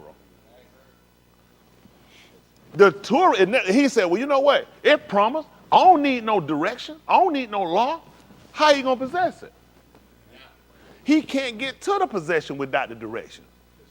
The promise has already been given to him of the 10 million, but how can he get it without the law, which is direction, without instruction? He can't become a possessor of it. The same way used for these idiots who keep having this belief, this ideology that you don't need the law, that's not going to work. You showing you clearly you do need instruction and direction in order for you to get to the possession that's been given to him. Because now, have you done something to earn that $10 million? Well, not really, because it was already given you by promise. I told you I was going to give you the $10 million before I told you about the law. You needed the law in order for you to get that direction. But you hadn't done nothing to obtain $10 million. So now we're looking at obtaining the promise. We hadn't done nothing to attain it, but you need the law in order for you to get to your possession. Y'all understand that? That's why we're him.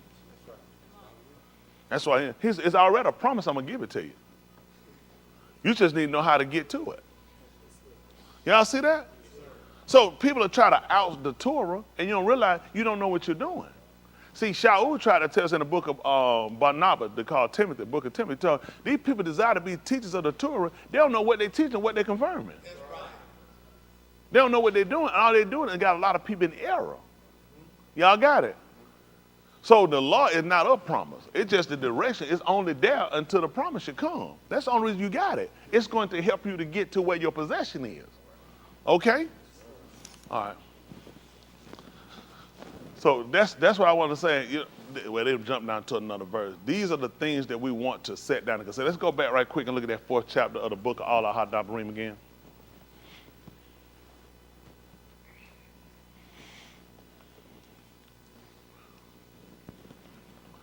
All Our Hadabarim, Deuteronomy chapter 4.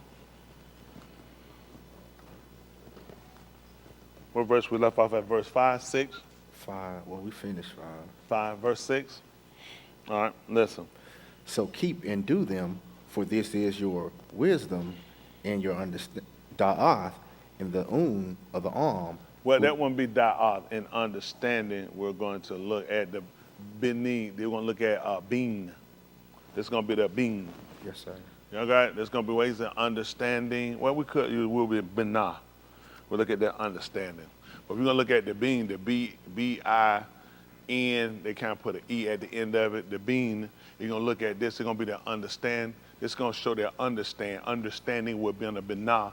But we're going to look at the bean because we're going to look at this. Going to be your skill. It's going to show your skill.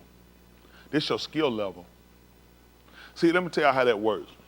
When you take kids or you send kids to school, and they have an educator, an instructor that educate, teach them, instruct them. You know what they typically do in the middle of a semester at the end of it? That's going to show their skill level. That's why you give them tests. So I need to see where your skill level at. So when people watch you and see you and see that you are a follower and you're a complier and that you can actually operate in, I know where your skill level at. Listen to what they said. In the of the arm, who shall shama all these statutes and say. So in their eyes, so they're going to be watching you. They're going to be watching you, and listen to what they're going to say. Surely this great Gui is a wise and banath arm. See that? They're looking at that. They didn't get your understanding. They get your skill level. All this stuff, when you start dealing with the wise, well, we're going to deal with the wise, well, I'm sorry, understanding, then we're dealing with the wise, so we're going to deal with the hakam and versus the kakama. The kakma, that's going to show your skill level. So that's when you'll start looking at your wisdom. It starts showing your skill level. That's how they was able to discern it with Yahushua. See, when they watched him doing certain things and they can listen to his speech, they can pick up on his skill level. That's how they were picking up on his skill level, the stuff he was doing. He knew when the nation, see, what he's telling you is what Yahushua was told. See, when all these goees start to watch you and they see you start doing things, healing and feeding, they see all the other things you're doing and opening blind eyes and see the off you have when it comes down to question you about things, they're going to pick up your skill level. You know what they're going to say? Surely this is a wise man. Surely this man is wise. Listen what does happen. For what great goe is there that has Elohim so near to it? And you know what the man told him? He said, the Abba had never left me alone, for I do always the thing that pleases. See, you'll never caught it because you don't know Torah. What was the purpose of telling you that? He just told you. They're going to say, sure, there was a great goe that does what? That has Elohim so near to it. This man said Elohim had never left him. He said, because I do always the thing that pleases. So we understood his skill level.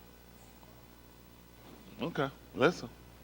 As is Yahuwah our all whenever we kara on him. See that? And that man called on Yahuwah, and guess what? He got results. So you trying to look at why you don't have results when you calling on him or when you kara on him? Well, you got to start looking at your skill level. How well do you operate with it? How well how well do you operate when you give him directions? When you give him instructions, how well do you operate? See, we were looking at that. These are the things that let us know where he was with him. Okay? So these are the things you sit back and you try to look at, you try to consider. Let's look at, see that the 28th chapter of the book of Allah Shemut. Allah Shemut. They call it Exodus.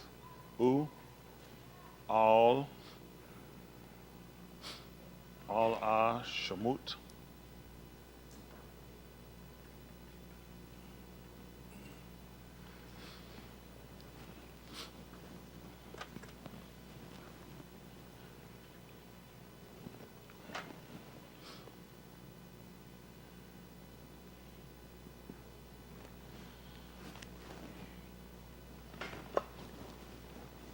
That's all right. This is Allah Shemut, they call Exodus 28:1. Listen.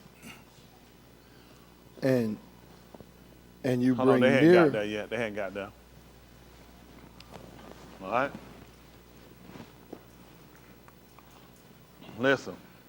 And you bring near to yourself Aharun your Ak, and his Beni with him. Y'all hear what I want you to do? I want you to bring them close. Aharun and his Benim and his son, bring them close. Tell them why. From among the Beni of Yasharal. See that? So meaning at that point you separate them. They're coming closer, while everybody else sit more at a distance. Tell them what happened. To Sharath as a Kohan to me, Aharun, Nadab, and Abihu, Eleazar, and Itmar, Aharun Beni. You shall make Kadash garments for Aharun your Ak, for kabod and for beauty. You shall speak to all the wise in the law. Oh, who now? The wise in the law. For what? Whom I have endowed with the ruach of wisdom, that they make Aharun garments to Kadash him, that he may Sharath as a Kohan to me. Now, guess what you just paid attention to, or you should be paying attention to? He's talking about everyone that was wise. Yes, he did. He said everybody that was wise. That's what I want you to call now. When you bring Aharun and you bring his Benim, his sons closer, I want you to pick some people among you. I want you to pick every one of them that's wise in the law.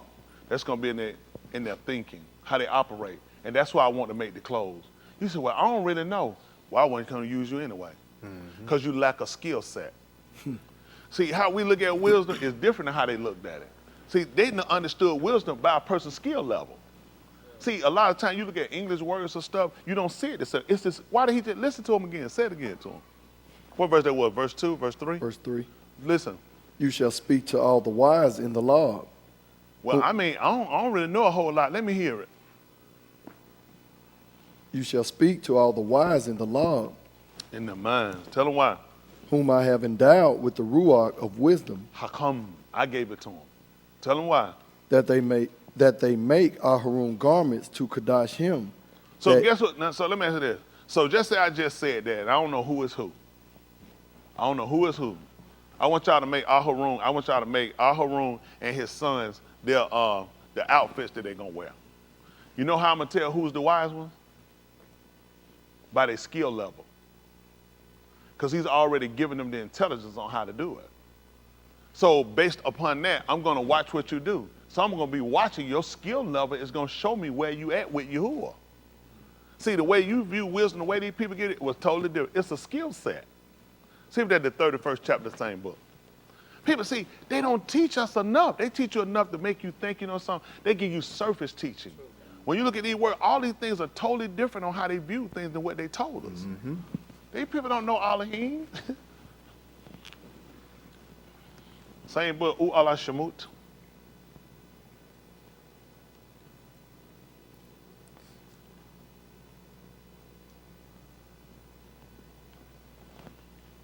What's that, 31?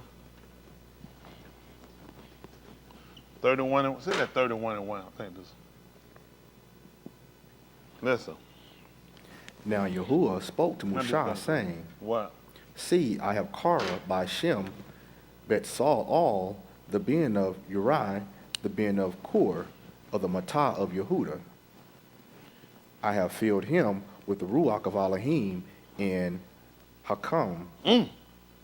For what reason? So he And- just sit there and look stupid? Or just and- look intelligent? Because you can tell people wisdom when they sit there how intelligent they look. What do they want them to do? in Binah, in Da'ath, and in all kinds of craftsmanship. See, so now he done told you, he done called him, man. He said, I done filled him with all type of wisdom. Now he's trying to tell you how you're going to be able to tell it. Let's see how he builds. Let's see how he constructs. See, it's a skill level. This is what people don't realize. How you see wisdom and how you view wisdom is totally different than how they saw it. They were able to tell by your ability how you operate. This showed your wisdom and your understanding. So the sight of the people in the people in the Goyim, in these nations, were going to know us by our skill level. By the way we operate and the way we do things. They're going to say, this is a skilled people, right? Right. Elohim have filled these people with it. Right. How you think these people able to do? See, when we read in what they call, I call the second Berith, they call it the New Testament, and because you got a second, because you had a first one, and people don't want to acknowledge the first one. They holler new like though this is the first time one have been given. But you start watching, those people able to see what these people done by their obedience. All these compliances showed whether or not they had the hakam, had they received the wisdom that came from Elohim, where they're a wise nation by their skill level. See, all these different things we're looking at because this is how they typically looked at things. When you look at, I think it's bean, the bean. When you look at bean, which is understand, which we got to get understand, how to understand things. How they did it was based off of this. They look at things different. They look at primitive roots of how things are stemmed from. They look at how you discern things. That show understanding. Sometimes you might do something stupid. They say, boy, you just stupid. It's based upon how you do things. You don't discern things. Like Solomon, who they call Solomon. They were able to look at the first time he got renowned before people is when he sat down and he had a court case. His court case, his first case he heard was when he sat down and two women both had sons, one being a prostitute. Well, both were prostitutes. And one had rolled over her son and he had died. The second one's son, the other one, her son was yet alive, but the other woman took her son and hid it under her. And when they woke up that morning, she said, I had the dead baby, and she had the living one. She said, so they brought it before Solomon, and he had to decide whose baby was it. Well, he had to sit down, and what they realized with him, that he was not only a Ben, which was the son of Daud, he also showed that he had Bean, which was he understood. He could discern a matter. See, you see it different. He was able to sit down and look and say, take the baby and cut the baby in half and give both of them apart. And when the other woman said, oh, stop. No, don't do that. I'd rather she have it than to kill it. He said, give the woman her baby. And everybody marveled because they understood he was a Ben, which was a son. They understood he had been, which that he had understood.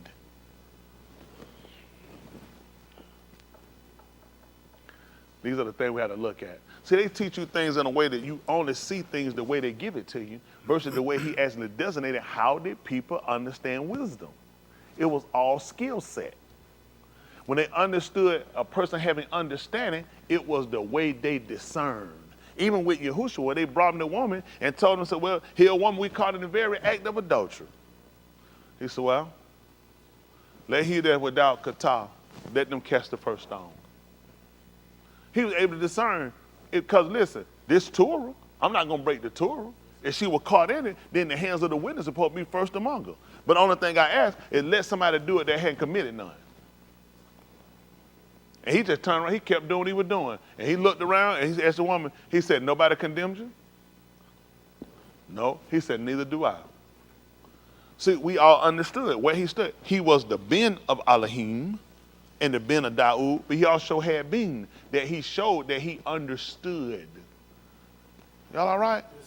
Ben not is that he had understanding about things. And that's what we're trying to comprehend now. But a lot of time, the way we do things, we don't set back. That's why I say it's so important to look at things the way they saw it. So you can look at it from an English vernacular and how they define things, but that's not the way they did it. Because you just clearly read on 2 occasions that when he told them to bring forth, speak to those that had this wisdom that I gave and let them make the cloth because they knew how to do it. And you were going to watch them, watch their skill level set that I've given them, and you were going to acknowledge that it came from me, that people acknowledge that Yahushua came from Yahuwah, that he came from Yahuwah. It was because of his skill set. It was because of his understanding. It was because of the wisdom. Hello? See, and that's what we lack. That's what we miss. So let's look at something and talk about the Torah, and we'll look at it at 7th chapter book of Romans.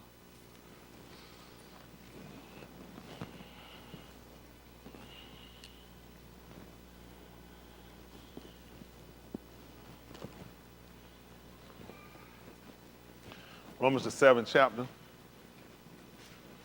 That air feel good. I seem like they freezing. Freezing. They ain't getting long though. Y'all need to bring y'all a bear coat or something. Y'all can't be freezing me out. I mean, y'all can't be burning me up in that place.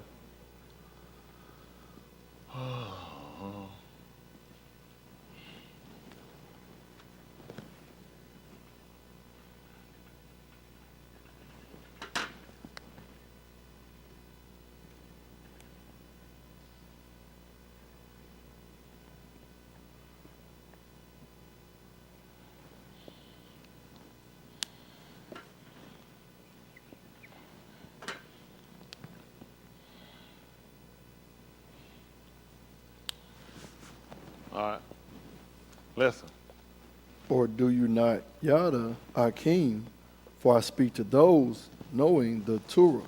There's no instruction, direction. That what? That the Torah shar over a ish all the yamim of his kaid. It ruled over him as long as he lived. But tell him what happened. For the married Asha has bound by the Torah to her husband while he is kaid. While he living. But if her husband move, she is released from the Torah of her husband. So then? Therefore, while her husband kaid, what happened? If she becomes to another ish, she shall be kara and adulteress. But if her husband move, she is free from the Torah, so that she is not an adulteress because she becomes to another ish. So we understand that premise, and that's what they had to understand. I don't know how today folks can go out and they get these husband and wives and have one living when they're clearly talking to people that know the Torah. Basically how they understood it was that while a man lived, his wife was still his while he yet lived. Mushak came up, he told you, he gave you that concept because of the hardness of your law. Only way to get out of it, what you had to do. He just told you what happened. Only way you get out of it, they got to be dead. This ain't hard to put together. If I don't want my wife no more, she don't want a husband no more, all you got to do is kill him. So when Mushak came along, he gave you a precept. He gave you a writing that you can give to him that you could separate without killing them. That was the only way you can get them there. You had to give them that divorce paper and they could go. And it was because he found something wrong with them. And he could send her away. One of the stipulations you'll find that he could find with the woman is that he found that he married her under deception. He married her soon as she was a Beth Ula, which means that she was ripe for sex, not that she already committed the act. So by that direction, he could put her away. When they ask in the 19th chapter, you look in the book of Matthew, they ask, is it lawful to put for a man to put away his ashar for any cause? They ain't said at all. That's why he asked him what the mushaka. He said, well, Moses, he a martyr that we can give her a bill of divorcement and put in her hand. He said that was because of the hardness of your law. He wrote you the precept. He said, but from Bereshit, it was not so. Because Adam didn't put away his. You didn't find nobody putting away theirs till later on. People held and they kept to him. So we understood the Torah. That once you had committed to it and you had engaged to it, that you were locked into it. Why y'all think Yahuwah can't get rid of us? Wow. All the concepts of marriage we got paperwork. We got consummation, because that was dam being spread. He took the dam and he sprinkled the people and everything with you, because it signified we were under a beret. That we was under a law, we was under structure. And although we had gone and we went away, that's why he put us away. And he came right back to get us. He realized, you can't put them away, you got to get them. You got to keep them. We had strayed, we had gone off, but he still held, and he still brought us back. So I don't know how people getting away with it in their mind, but it seemed good to them that they'll do it. And people go join all these different groups because they look for a reason to get out of something versus trying to stay in something. So all I want to do is just tell me what the other wife he got. We follow the pattern. Where's this other wife he got? Everybody he got is on the same beret. So all these things we start looking at because we're trying to consider our salvation. Hello? Which is our Yeshua. So now we're using it. What is this right here? Nakar? What was that for? To scrutinize. Look intently at. That's what we do. Acknowledge, be acquainted with, care for, respect, or revere. So we look at, this is what we start looking at. We try to look at being able to discern. Y'all got it? A lot of these come in from being a being. This is what he started looking at. If you go back to start looking at the primitive or what they looked at, being able to discern. That way, talking about everyone that uses milk is unskillful. You know, he said, because he is a what? And that right. So he's not able to discern. It's just like when you eat fish. When I was growing, we lived in the country. You don't get no baby, no fish. In the country, all fish got bone in it. If you get a fish that ain't got no bone in it, you ain't eating fish. They don't play that stuff in the country. Man, you better miss one, don't take one bone out of them. I had an uncle, he could start at the head and eat all the way to the tail. I'm trying, he make a cat cuss. That man, listen, he started the head, this him, don't leave that head on there, he eat it. If a fish that big right there, he said, don't gut that fish, you'll lose some meat.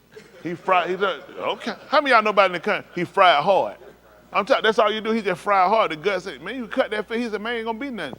Clean that little bit of that, get them little scrapers out there, and batter it, fried hard.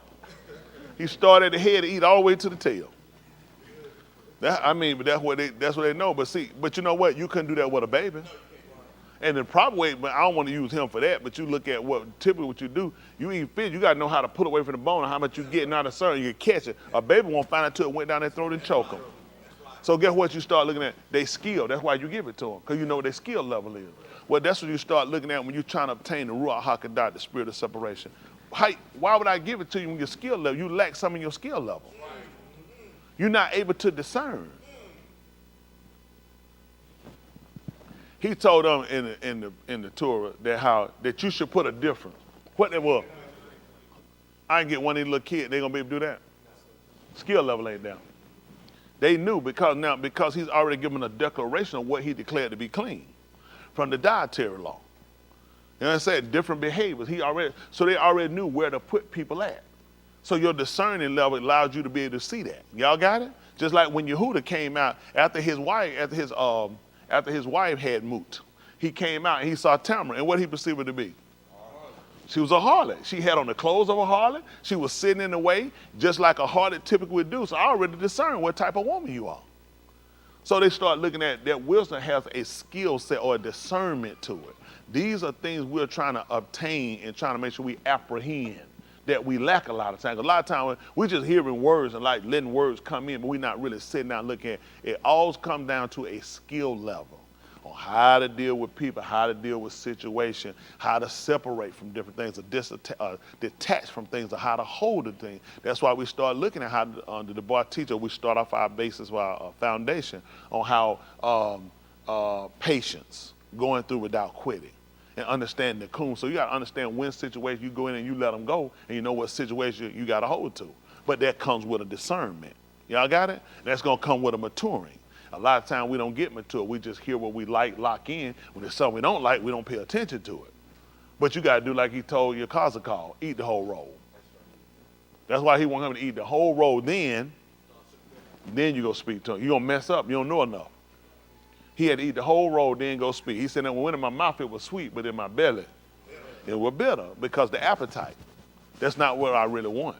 So you start to look at what it's easier for the mouth to put something out when you start to demonstrate it in behavior. So he used the tummy. When the tummy got something to disagree with, what it's gonna do? That's right, it's gonna be irritable. You have an appetite for something, you say you hungry, and you real hungry, you say, I got to tell you something. People can offer you something, you say, I don't want that. It'll mess up what I got a desire for. You ever had that sometime? You say, I've done that, wanted something and ate something, second it, and you didn't eat it. It's something that could have been good, but my stomach didn't want that. And then you hate you done it because you had an appetite for something else. That's the same way the flesh will do when you get to the bar, Elohim. So now we got to learn how to curb our appetite. We got to learn how to put a discipline on what it is we like and what it is we dislike. If not, you'll constantly be in battle, or you'll constantly be in battlement with the debar. Because your appetite's still there to say, I want this regardless of what the word told me. Y'all got me. We've done it. And so all these things we do naturally have to happen so you have an idea of the concept of what you're dealing with in the basar or in the ruach, how you in an embattlement with the debar. You got it? Because even the spiritual mind, that spiritual mindset of itself, it won't desire to do. It'll have a will. It'll have a different desire. So we're trying to learn how to put things in their proper perspective. Y'all got it? Okay, let's see. Let's finish up 73. We'll keep reading. Let's see where it's going. Come on. Therefore, while her husband, Kai, if she becomes another East, she shall be called an adulteress. See that? And that's what Yasharal is, an adulterer, Yehuda. Because we got another one. We went and grabbed Jesus. We went and grabbed everyone these gods, all these Elohims of the word. We find ourselves an adulterer. Listen. But if her husband moot, she is free from the Torah, so that she is not an adulteress, because she becomes another Ish. Mm-hmm. Therefore, my Akim, you also were to moot to the Torah through the basar of the Mashiach to become another one to him who has kum from the moot, so that we should bear the pari to Elohim. So now you can come back and start telling us that what position, how position change, that you become dead to the law. Now this is very easy to take and assume to ourselves that we have no more law. Y'all got it? We got to start looking at the behavior. Right. We find that the Torah was not wrong. The only reason we saw the Torah as being wrong is because we found we couldn't keep it. That's right. If did that, you try to play something you know it, you throw it out, it's dumb anyway. Yeah. It's stupid. It ain't stupid, you just don't know what you're doing. That's I right. didn't have a slinky. I couldn't make that thing walk. It was I just getting just stretch it out. This thing's just stupid. I don't know what they made it for. Because I didn't know how to use it. So it's gonna be dumb and stupid, dog. So the law was seen in a way that is useless and is not really beneficial to us. But like I explained to you before, this is how you got to the reward. This is how you got to the promise. You needed directions, you needed instruction to get you to the promise. He's promised this stuff. Nobody earned it. Nobody has done any work to obtain it. This is all a promise. Right. So we need the law, the Torah, which they're gonna call the law, so we'll know how to get to become the recipients of the promise. You got it? So we can't take, so what people thought, and it wasn't, the law could never be against the promise. Because I'm only here to help you get to what he's promised to give you. You got it. So how could the law, man, get rid of that stupid junk. I just need the promise. Well, try to go obtain it without the law. Right. You can't. Can't do it. You can't do it. You need the Torah to get you there. The Torah teaches presentation. Yes, sir. Isn't that right? The Torah teaches everything we need to know in order for us to get there. Y'all got it? And it insists, or it assists on helping us to keep Kai so you can get to the promise where you can become the possessors of it. Y'all got it? So this is how he needs us to see it. Because a lot of people get the two and they just get a mess. People, I'm under grace. If that's what your sister name is, you shouldn't do it. It's gonna be incest. Get out from under grace, okay? That's right. Stop it. Folks use stuff as an excuse or a cloak to get away from something, okay? the promise was never for you to get away from nothing. Neither was the Torah. The Torah just showed a man how to get there. But we start finding all the embattlements that we deal with on the way along the way. You know, the hang-ups we get. Y'all got what I'm saying? So it's all these different things. It started to reveal things about us, and it started to allow us to get rid of some things. And he told us, therefore, seeing we also compass about with so great a cloud of, let us lay aside every way and so along the way we start realizing some things are holding us up. Some people hold you up. People feel like I need somebody. I need it. A lot of stuff you think you need, you don't. You're just looking for a cloak or a covering or a weight or something to hold you up. And he told us to lay aside every weight and the kataim, sin that so easily beset us. So you can run with patience the race that's set before you. So this is what you got to look at. You done embarked on a journey here, a mahalak, a journey. And along this journey, you got to look at what's conducive to allow me to be able to make it so I can be a recipient of the promise. And a lot of things you'll get. People, you heard people say, folks be heavy on your heart. Yeah, you got to get rid of that because I'm in a race. What you need heavy when you're in a race? You used to race. You remember that jacket you used to wear when you used to run? Why you didn't wear a jacket? That's right. Right. And sometimes it could be a windbreaker. It ain't heavy, but it restricts you. Because you got it with your movement. You know what I'm saying? It's so much things you need that can restrict you. And some things it won't be a way, but in a sense it do because it restricts you. Sometimes relationships, sometimes people, sometimes commitment, they'll restrict you and you'll lose. You'll be surprised at how many things you have to consider. And a lot of times people don't. People just think they go out. There's a lot of things you have to do. There's a lot of practice before you even get in the race. You'll practice sometimes harder. You'll practice more and harder you will the race. So you know what? It seems easier. Then you have to put your mind in where you got to be. Your training has to be more intense than your actual doing. Isn't that right? So you can get yourself and you can set yourself to a level to where winning is very much obtainable. The reason why it's not obtainable, what kind of regiment you been doing? What's your belief system? Winners believe they winners. That's just been a winner believe. It's a mentality to go with it. It ain't no just jump out and just do. No. It's a belief go with it. And that because it helps formulate a drive. Hello? Okay. I'm just telling you why a lot of people losers. I know why a lot of y'all don't go as far as you do, because you don't believe it. Whatever I say I do, I believe I can do that. Oh yeah, 100%. I believe I can do it. All day when I go do something, I ain't got no other reason. That's what I believe I do. They say that if I say I'm going to do it, I believe I can do it. And I'm going to do it. He told me, whatever you find your hand to do, he said, do it with all your might. He said, because you ain't going to believe it. There's no hakam, wisdom, nor strength. He said, not in the kabah, in the grave. He said, not where you going. He said, so whatever you going to put your all in it. That's just being honest. So we start to consider that. This journey we embarked on for, how much you willing to commit to this. So let's look at this law. Let's look at this thing that everybody think you ain't got to have no more. Come on, he done read verse 4. Come on. For at the time when we were in the Basar, the passions of Kataim, which were working through the Torah, were working in our members to bear pari to move. So this is why he told you about breaking from the Torah. And to get you to understand it, it was because of the Torah. That's how Kataim entered into the alarm. See, it needed a gateway. Saul Paul tell you about, the portal opened and the demons come in. So this is how it became a portal. The Torah became a portal in order for Kataim sin to enter into the alarm. Y'all understand it? It needed a passageway. It couldn't come in by itself. There's no way for sin to be accounted if there's no Torah. Y'all got it? Okay. Paper sin. It's a sin. What's wrong with that? See that? Wow. I'm trying to find a sin. Envelope. You going to hell, you got an envelope. See? There's no way for it to come in. Now, how many of y'all felt condemned? How many of y'all got envelopes at home? Maybe in your car, anywhere. So you finna go to hell. Impossible. There's no way for you to go or be condemned to Sheol because it's not a Torah. No way to condemn you with. It's not a way. So once Yahuwah established the Torah and gave us instruction, then it also gave a room for Kata to come in. It became a gateway passage. So now he just told you became dead to the law. Did it make sense that you were dead to the law? Or you were dead to the workings of the idea or the ideology of committing, going against it. The reason why he told you in the flesh, because a lot of times this is our embattlement. We deal with a lot of struggles in our flesh.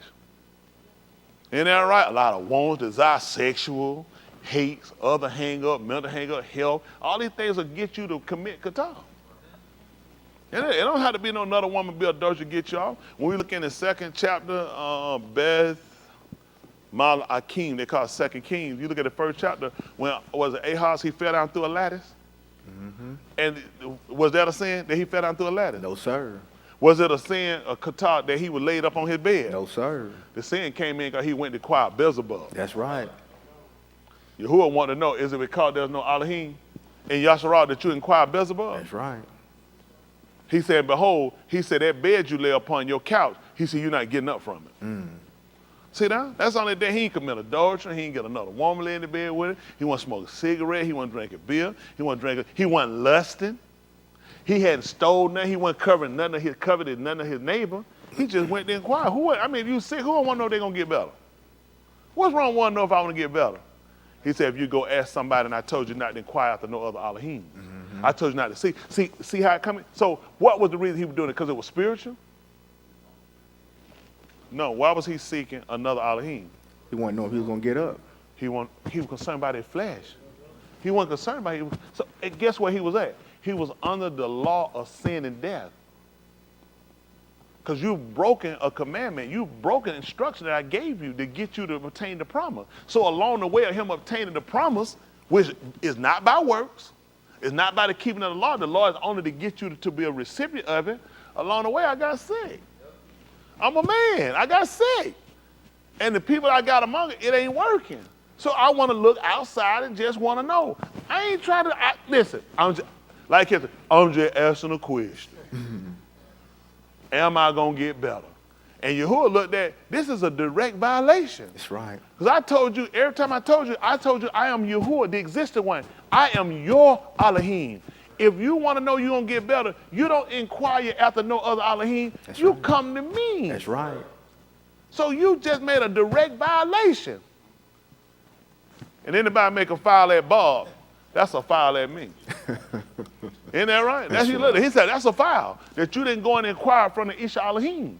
You inquired of Beelzebub. You want to go and seek Beelzebub. So you can see how these things can put you in direct conflict with Elohim. A lot of times people don't think, well, it ain't like I'm smoking, it ain't like I'm drinking, ain't like I'm fornicating, committing adultery, nothing like that. I'm just asking some questions. But you went to seek after something. I told you not. All these things, they knew this. That's right. He couldn't condemn him or convict him if there was not a Torah against it.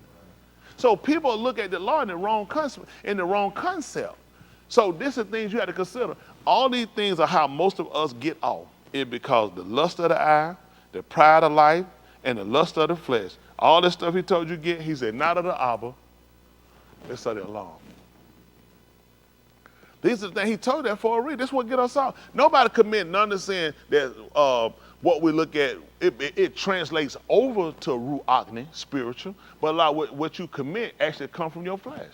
It's desires of your flesh that put you in a Ruachni conflict with him. So all these things he tried to let you know because they all translate over into something bigger that we think is a small thing. These are direct violations. So now the dead that he's telling us that you dead to the Torah, I'm dead to the operating of Torah that I go against it. So if you took the Torah away, the Torah dead, how do I know how to receive the promise? How do I know how to get to the promise? I don't know. So there's no way to take away the Torah. Y'all got it? Because we're still in operation to obtain the promise. Okay. I guess it's where you at, though. Let's see. Come on, wasn't it? So they talked about us bearing power. Let's come on back down again. Let me see. For at the time, we were in the basar. So now you're not in the flesh no more. Every one of y'all, these spirits sitting on these seats, you been out for it. Because the Ruach ain't got no business passing no gas. So you are in the flesh. You're not in the operations where the flesh rule over when you've been given instructions. Okay? The passions, these are the desires, the love of Kataim or sin, which we're working through. This is how it works. Through the Torah. Sin uses this. This is what sin used. Sin used the law. were working in our members to bear fruit to what? That's what it's like. So we understand that because we look at Ka'ur, Adam in the garden. He showed them all of the pari. He said, all this you can eat. But the yum that you eat of this ox, this tree, what were they going to do? Moot. So once they ate that fruit, what were they bearing?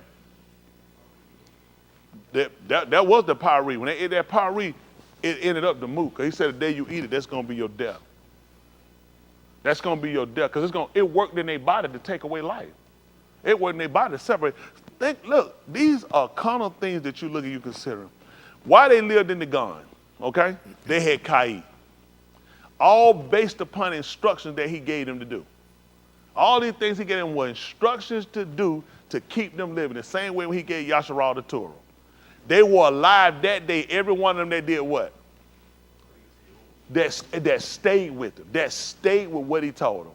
He told them the day when you eat of this pari, you're going to moot. The only reason this would make sense to us is because we understood what happened in Bar Rashid.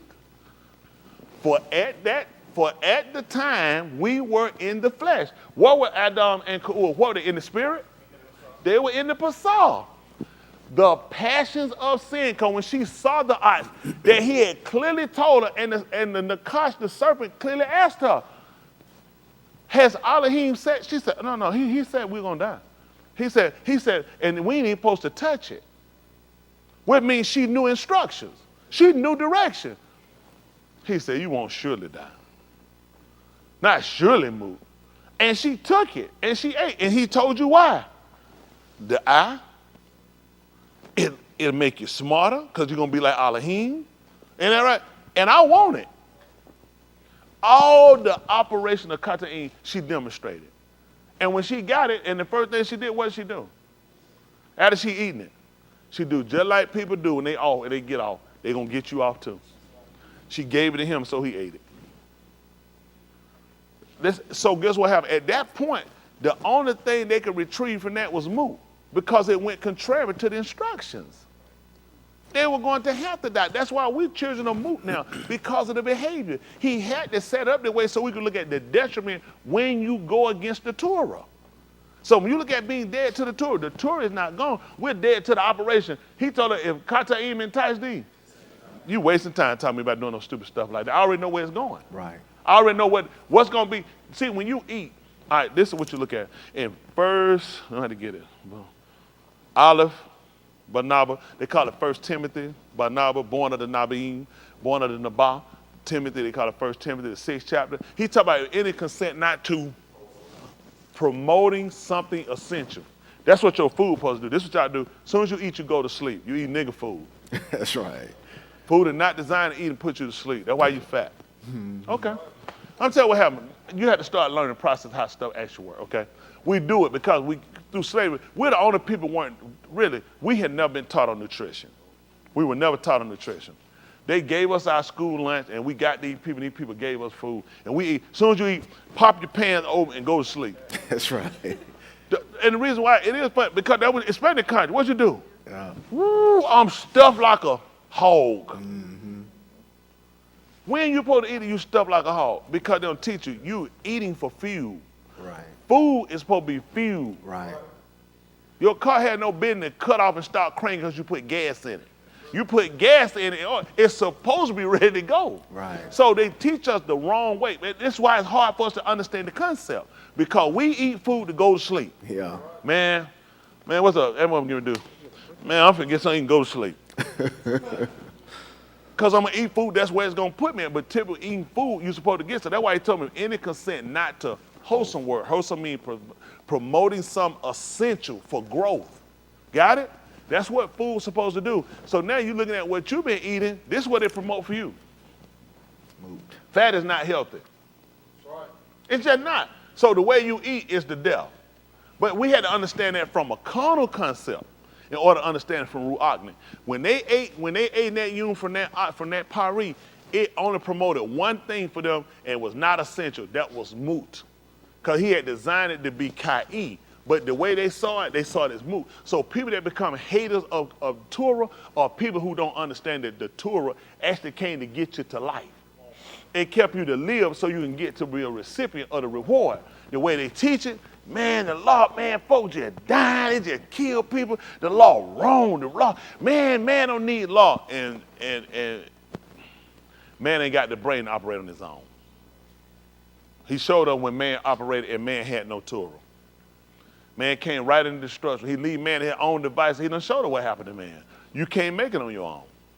You need instruction. I can't just leave it in your hand. No more you can give a 2-year-old and say, get them to go and cook dinner. And buy, who sent a 2-year-old to go buy groceries?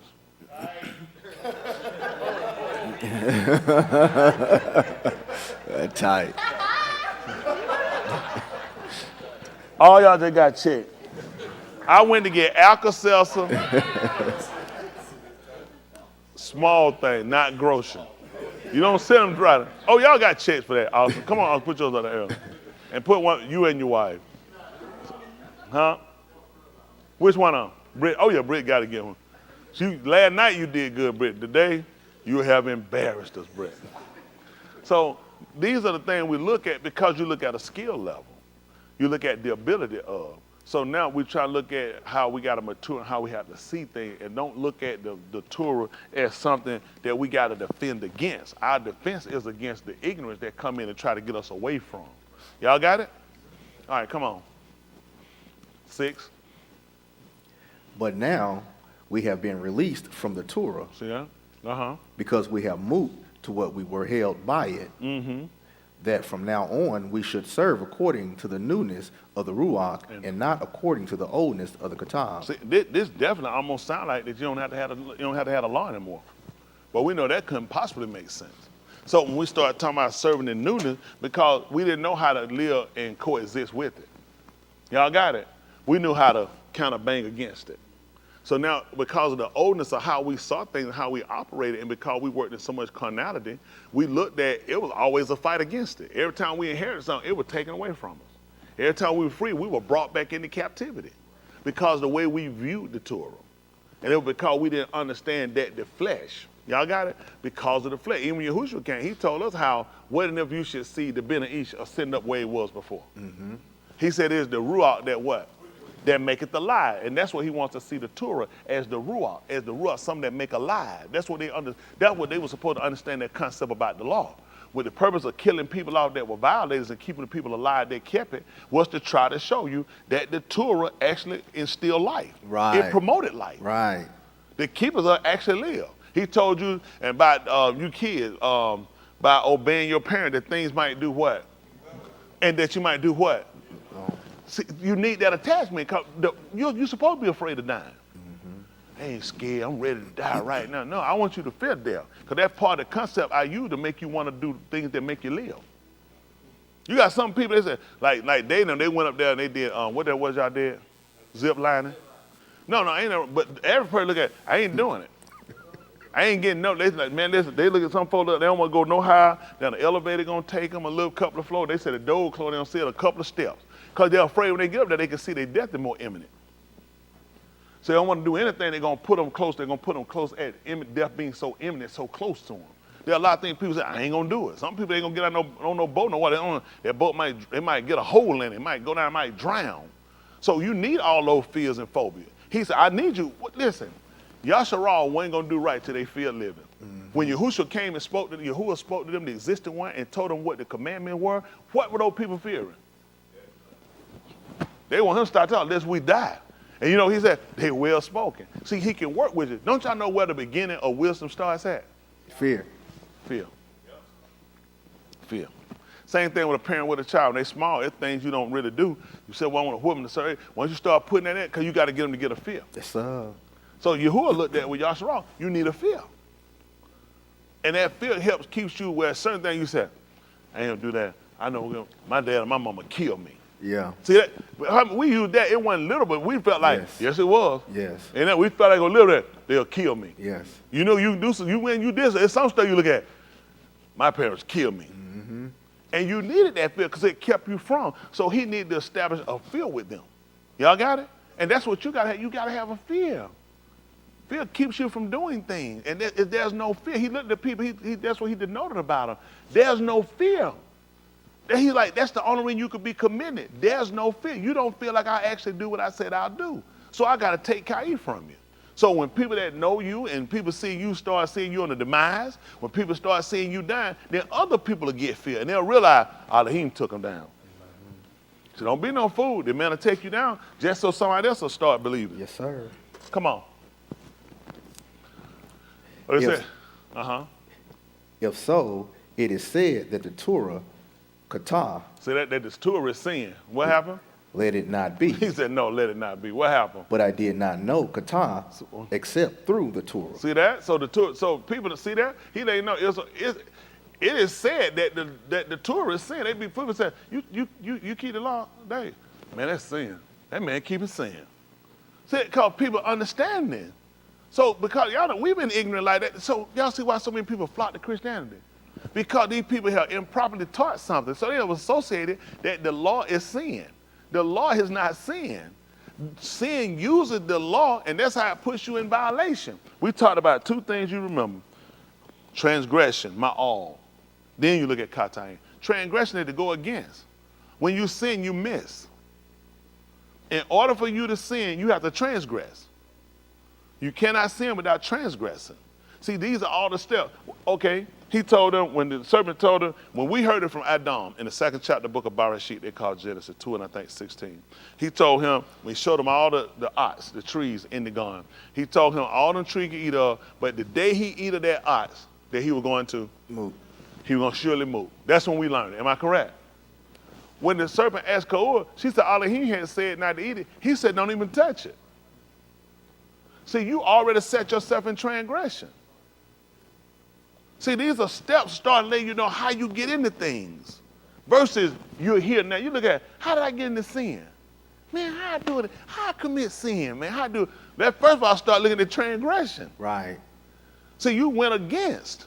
So you find yourself in a double situation where this is a double negative for you. So you start learning, first of all, how not to transgress.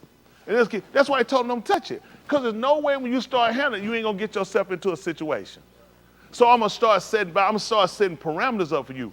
Don't transgress, don't sin. So I'm going to teach you about transgression, and I'm going to teach you about kata, sin. So first thing we do, because we were ignorant people, we just jumped ourselves, the law is sin. Which what you should pick up about them, that they will continue to violate. So like we do when we fail, it's just like I'm in class, I keep getting bad grades, my teacher's stupid. That don't mean I'm failing. If I have a stupid teacher, I wouldn't be failing. How many of y'all, that's why y'all kids, how many of y'all had kids failing before I had kids that fell below the number? Anybody? Okay, now everybody kid fell. Everybody done. Ain't never happened for one person? Okay. And it's because the teacher was stupid. See that? But it typically also do that. Oh, dumb, stupid teacher. That's all it is. Don't like my kid and fell. See, these natural occurrences that we have get you to understand how people do. When they're not able to do and perform and meet the standard, you put it off on something else. Right. Since so many people have died by transgression and because of my art, well, by my own transgression and by kata, sin, people naturally associate it can't be nothing but the law. It's the law that's wrong. What else can be it? It can't be nothing but the law. Because people don't want to admit, like Una did when he was on the ship. False in me. False in me. He ain't blame the ship. This old stupid ship driver, dumb behind, don't know what he doing, and got us out here in this water. He said, no, false in me. Yes, sir. Come on. All right. Because I would not have known the covetousness. Because I would not have known covetousness. If the Torah had not said, you shall not covet. He said, I wouldn't have known what it was. I wouldn't have known I was coveting and let the Torah taught it to me. And then when I started to look at some, let's see what covetousness is. Can we see what the definition? We'll look at it from two ends. Let's look at it from an English definition, since we speak this language, and then we want to look at it from the Abari. They're called the Hebrew, and we look it up. I typically, if I looked up something, I like to look at it from. I look it up at Hebrew lexicon because I want to get into linguistics. When you look at lexicon, you deal with linguistics. I like to kind of look at where you kind of coming from. Not that don't, because each one of these people have different ways that they'll try to say how a word looks or how to do it. I want to kind of get to where, how did you see this? The people who we trying to attach ourselves to, How did they view this? That's always to me. How did you view it? How did you see it? Because I want to see it that way. If he spoke with you, if he gave you the promise, if he gave you Kai, why would I want to see it the way you see it? I don't want to see it how, well, you know, today how, I don't want to see how we see it today. I want to see it the way they saw it. I need to root back to something. We saw Yahushua, we saw him at the root of Dawood. Y'all got it? We didn't see him as no new way. We saw him as the root, stemming right out from it. Y'all got it? Covetous. Having or showing a great desire to possess something belonging to someone else. That's what you did with the other heart, Jesus. Everyone needs religion. Everything you got is covetousness. A lot of stuff they got, he said, I want to know it. He said the Torah had told it to me. So you start looking at having the mind of Yahuwah. Y'all having the mind of Yahushua. He had understanding of what it is he like and what he don't like. Something belongs to somebody else, he said, you don't want to have no strong desire for it. That's not yours. That's going to lead to something. I want that. Let me say it wise. Hold up so they can say it. Just put your sleep out, let them say it. Hold up like let them say it. Man, I want that wise. I want that wise. You giving it to me? No, y'all heard what he just said? He ain't going to give it to me. And I really want it. Where they going? Take it. So I'm saying it's gonna come with it's gonna build something in me against him till I'm gonna work toward him to get it. Y'all got it? So that's when you start looking at things possessed, and he wants us not to do it because we actually took this on. That's how we wound up trying to possess these other Elohims, trying to seek these other gods these people had. So it taught us a parameter and taught us a barrier on how far you go with desires. It look and say, let me say it again, that's a nice watch, and that's why I leave it. Some of us will go too far. That's simple with a watch, and I know people don't see it, but you'll do that sometime with relationship. You'll do it with other things you'll see people with. And now you'll start to make it your drive to try to make somebody fall or come to their hurt so you can obtain it. It'll start off innocent, but then it'll get to be a violation. Now you're going to put yourself in somewhere that moots to death because now this is the pari you planted. See, where it started with my liking of it, if I don't cut it off, it's going to become a seed. And the only reason to have a seed is to plant it. And you only plant seed because you need them to grow. And that seed gonna come up, that it's gonna yield me to do something to him, and it also gonna be to my demise. So you gotta watch what you plant. You gotta watch what you start. See, a lot of us don't realize how to catch things before they get too far. By the time we try to apprehend them, we out in the, I need to get up and confess. If I can get up, I need to get up and tell the congregation something. And if you go back and look at it, and you paid attention to where your transgression started at, isn't that right? This already finna be a violation. And now you're finna miss them all. Because this sets you on a mahalah, on a journey to be a possessor of the promise. And now you missed it because you done got yourself taken up with what? With transgressing. And now you wind up sinning, and now you done missed them, now you missed the reward. Okay? Let's see. Plunder, gain, usually unjust. Covetous, dishonest gain, lucre, profit. Let's look at the root. To finish, to stop, basta. See, comments. Put top. Okay. Sounded Beth only used the B. Okay. Primitive root, to break off, usually plunder. B, covetous, cut off. I don't know why that way you King James for where they trying to finish, fulfill, gain, greedily, get, be given, to be covetous. Look it up. Let me just see what, type in Hebrew lexicon, and let me just see how okay, you put Hebrew lexicon, okay, you already did that. That looked different though when it came up. Strong lexicon. This one you hear right here.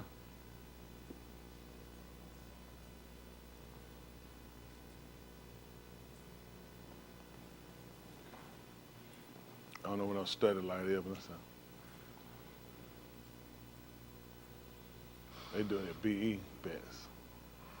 See, these people can't agree on nothing. Come back down for a second. That's why I tell you why I'm not so brown and bread. I don't know what these folks do. I don't know. Now you see how they spell it here? They put B-E-T-S-A. Is this the same word we were just looking at? Is this the root?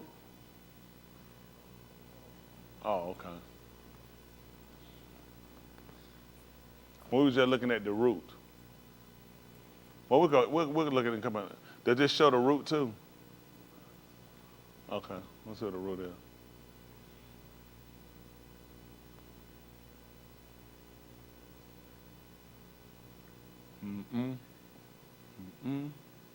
Okay. It does sound well. To cut off, break off, gain, by unrighteousness, violence, get finished, be covetous, be greedy, to cut off, to stop, to gain wrongfully, by violence. The Greek equivalent, frequent, to cut off, server, separate. Okay. Okay. We'll go back up to what we're reading.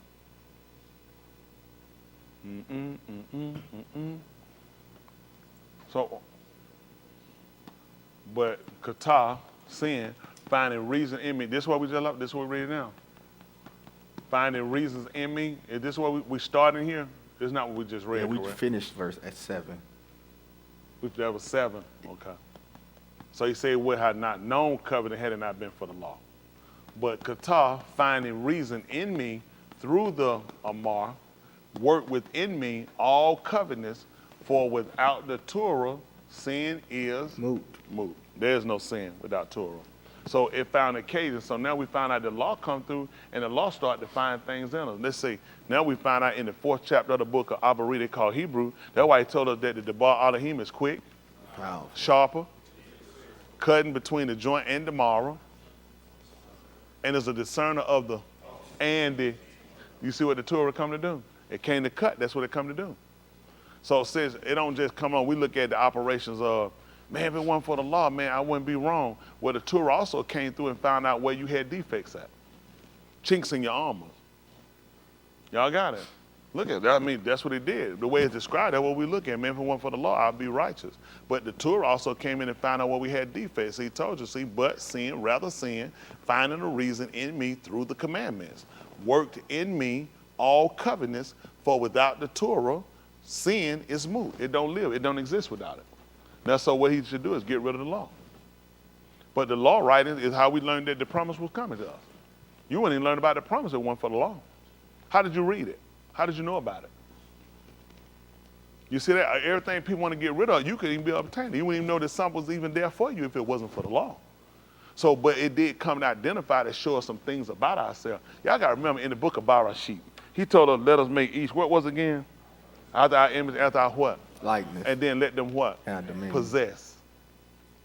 So the only way you're going to possess it, you're going to have to be like him. So you missed that, didn't it? I said, let us make man in our image after our likeness. And let him have. So I'm going to let him possess. When? After he come in possession of being like me. When there's no defect, when there's no chinks in his armor. When he can comply. When he's consistent, then he can possess. You trying to possess, you ain't even done, you done another thing. The whole ideology was to make him like me. Let him be like us. Well, you need Torah to do that. Because all these things are things I do. When Shabbat comes, he said, I don't do nothing. Why would you be doing something? Because then you wouldn't be like me. See, all the things he gave you to keep, he says, I keep. Everything he gave you, because the whole idea was to make you like him.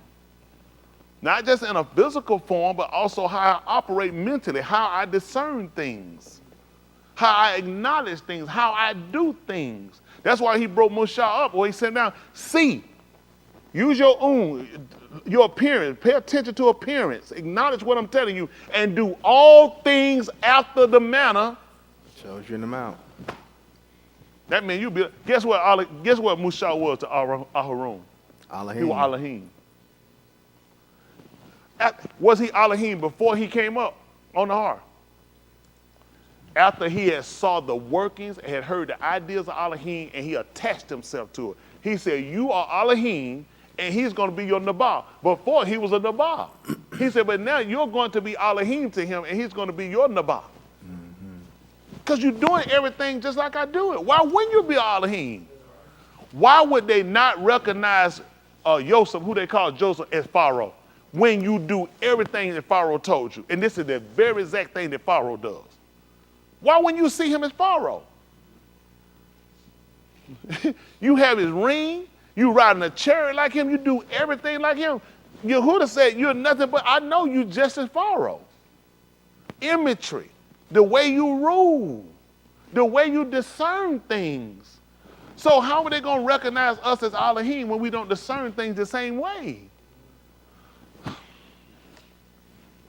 Stop trying to fight it and get out of something and get into something. So he told you, he's letting you know, because this is constantly what we are. For without the Torah, sin is moot. There is no sin. Come on. This is natural. This is how you rationalize it. Listen.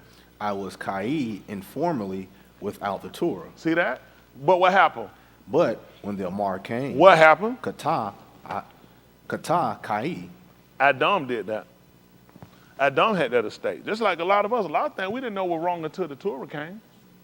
We were operating in mood and didn't even know we were dead. And he said, I was alive once without it. He said, but once it came, he said, that's when I moved.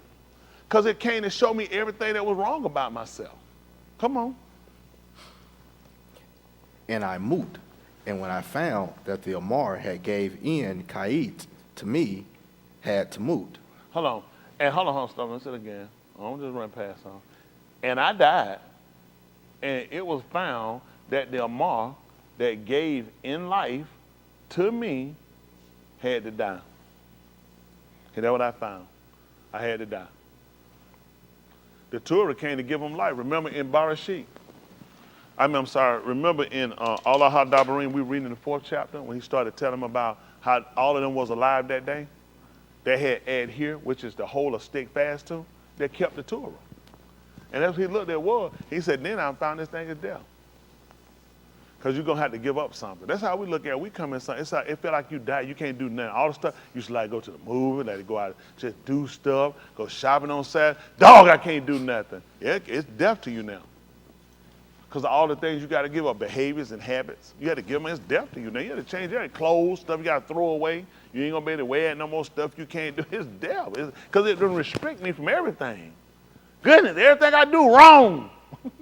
Yeah, that's what the Torah come along and show you. And so you always dramatize them, take more of what it is. Everything you do is wrong. It just came as the thing that you love. Mm-hmm. It came as a thing that was more habit forming, it's harder to break. So now when I read, they got like, you can't do nothing. I can't even breathe. So you always over dramatize and make it look like it's the Torah. That's how we think, we human. That's why he looked at, listen to what he's saying, it makes sense, get rid of the law. But then I wouldn't know nothing about the promise. Okay? Listen. For Kata, finding reason through the Amar, deceived me and killed me through it. See that? That's what they're doing. It deceived me. What did Ka'or tell y'all when she was in the gun when Elohim asked her about she had eaten the tree? See that? He found a reason to deceive me. See, because sin uses the Torah, and that's how it gets you. It learns things about you. It does. It picks up on traits about you that you wouldn't know. And it had to be found out about you. And that's what it did. She realized something. It deceived me. It deceived me on my light because I thought my likes would be okay. I thought my wants would be okay. And then I found out later that this is a defect. And this defect doesn't give me moot. So now I become more cautious and more apprehensive about just jumping to do something now. Because I realize something, it can get me out there and I can be deceived. Hello? I know it's a little slower for y'all, but the reason why we have to look at it this way, you're never going to stop it until you understand it. So a lot of times you trying to fight something. What you finna do, you just finna start praying more now. And you just get dumb and dumber because you don't know what you're doing. Praying is not going to help you right now. You need to understand. When he told them people just pray, he's instructing you. You need information. You need directions. You need to understand, to comprehend how you get yourself in these violations. So once you can understand it, guess what? Now I know what I need to do. Now I know what I need to do. I don't know. I'm just thinking, just pray, child. When something happens, just be praying and praying. Get people just, and they squeeze their eye tight and tighter, and you ain't getting no smarter. You're not getting any smarter. You just keep doing something that other people are doing, and you ain't getting nowhere. That's and right. Then you start lying to yourself. I did it. Don't lie to yourself. Don't lie to yourself. You need to understand so you can get the understanding so you'll know how to halak. You know how to walk. Y'all got it? Come on. So that the Torah is Kodash. See that? See, earlier he said the Torah was sin. Now he just told you that the Torah is separated. Kodash, that's all it is, it's separated. And tell them what else. And the Amar is Kodash. They're and separated. Honest. And what else? And honest and tube. And tube and good. Then has that which is tube become moot to me, let it not be. See that? Now he's looking at the thing that became honorable and the thing that became honest and the thing that became tube. It became something bad to me. He's trying to rationalize just like we do. Like a lot of us, we can't understand why I can't do right.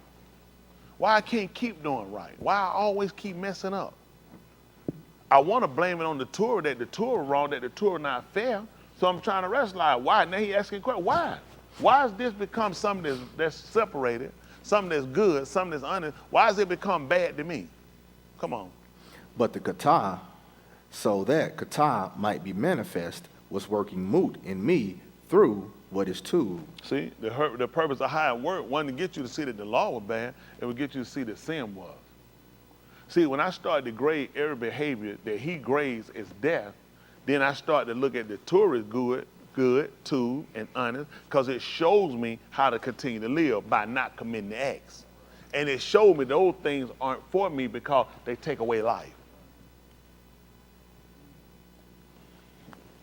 It's like cigarettes. A lot of times you tell people all the time, and they told one time, they say, every time you smoke a cigarette, you take 7 days off your life. That would stop me from let me go and cut these things out and get rid of them. Then you start seeing people die from cigarette smoking, getting cancer. You start seeing, you start looking, and you start adding and start considering this could be you. So there was more motivation looking at, I got to get away from anything. I start seeing people who did throat cancer and all the stuff, so it more or less push you away from it. It had to appear so it could appear that way to me. If we just smoking and you tell me smoking bad, I ain't seen nobody die, I ain't no cancer, I ain't seen no trachea in the throat, I ain't heard that, push that button. I mean, really, you just talking. Until I see people falling off in cancer and people get ate up from it and seeing people, then I start saying, oh, cigarettes bad. See, he had to let me appear. So the same way with them. So people say, you want a cigarette? Oh, no. Want no cigarette. And they were like, why are you so dramatic about it? Because I know the defects. So now when somebody try to come and invite you to commit kata, since you know people die from it. So you know how detrimentally, no, not interested. No, not interested at all.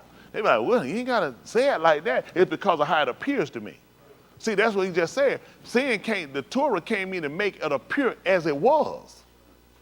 See, a lot of times your appearance or how your concept about sin ain't what it is. You thinking it's kind of okay because he normally do it anyway. That don't make sense to try to get you away from it and keep killing people, and I know you're going to do it anyway. I'm trying to show you, and the reason why people down right is to get you and change your appetite and curb your appetite where you leave it alone. Let me tell you, even with obesity. A lot of people don't see it that way that you see people die. Have y'all ever seen how fat actually look? See, a lot of times we know when they start getting more in depth about that because of the curb you away from it. Right. You say, man, everybody fat. That ain't good though. That's it right. starts showing you the health defect to try to curb you away from it, get you away from things. Because you need to see just how unstable it is. You need to see exactly where it goes, so it gives you a motivation to say, I need to get away from it, and then stay away from it. You start seeing the defects of what thing happened. Well, that's what he look at with sin. That was something just small, natural. But to get you to see sin, he needs to see people that we know who been here and died from it.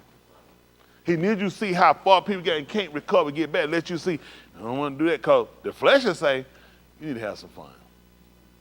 You know, you really ain't never did nothing for yourself.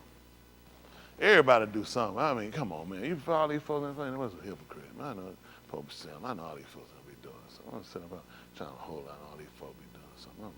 Man, sure, I'm going to do me something. Because you haven't been motivated by how many people been cut off by, sin doesn't seduce you.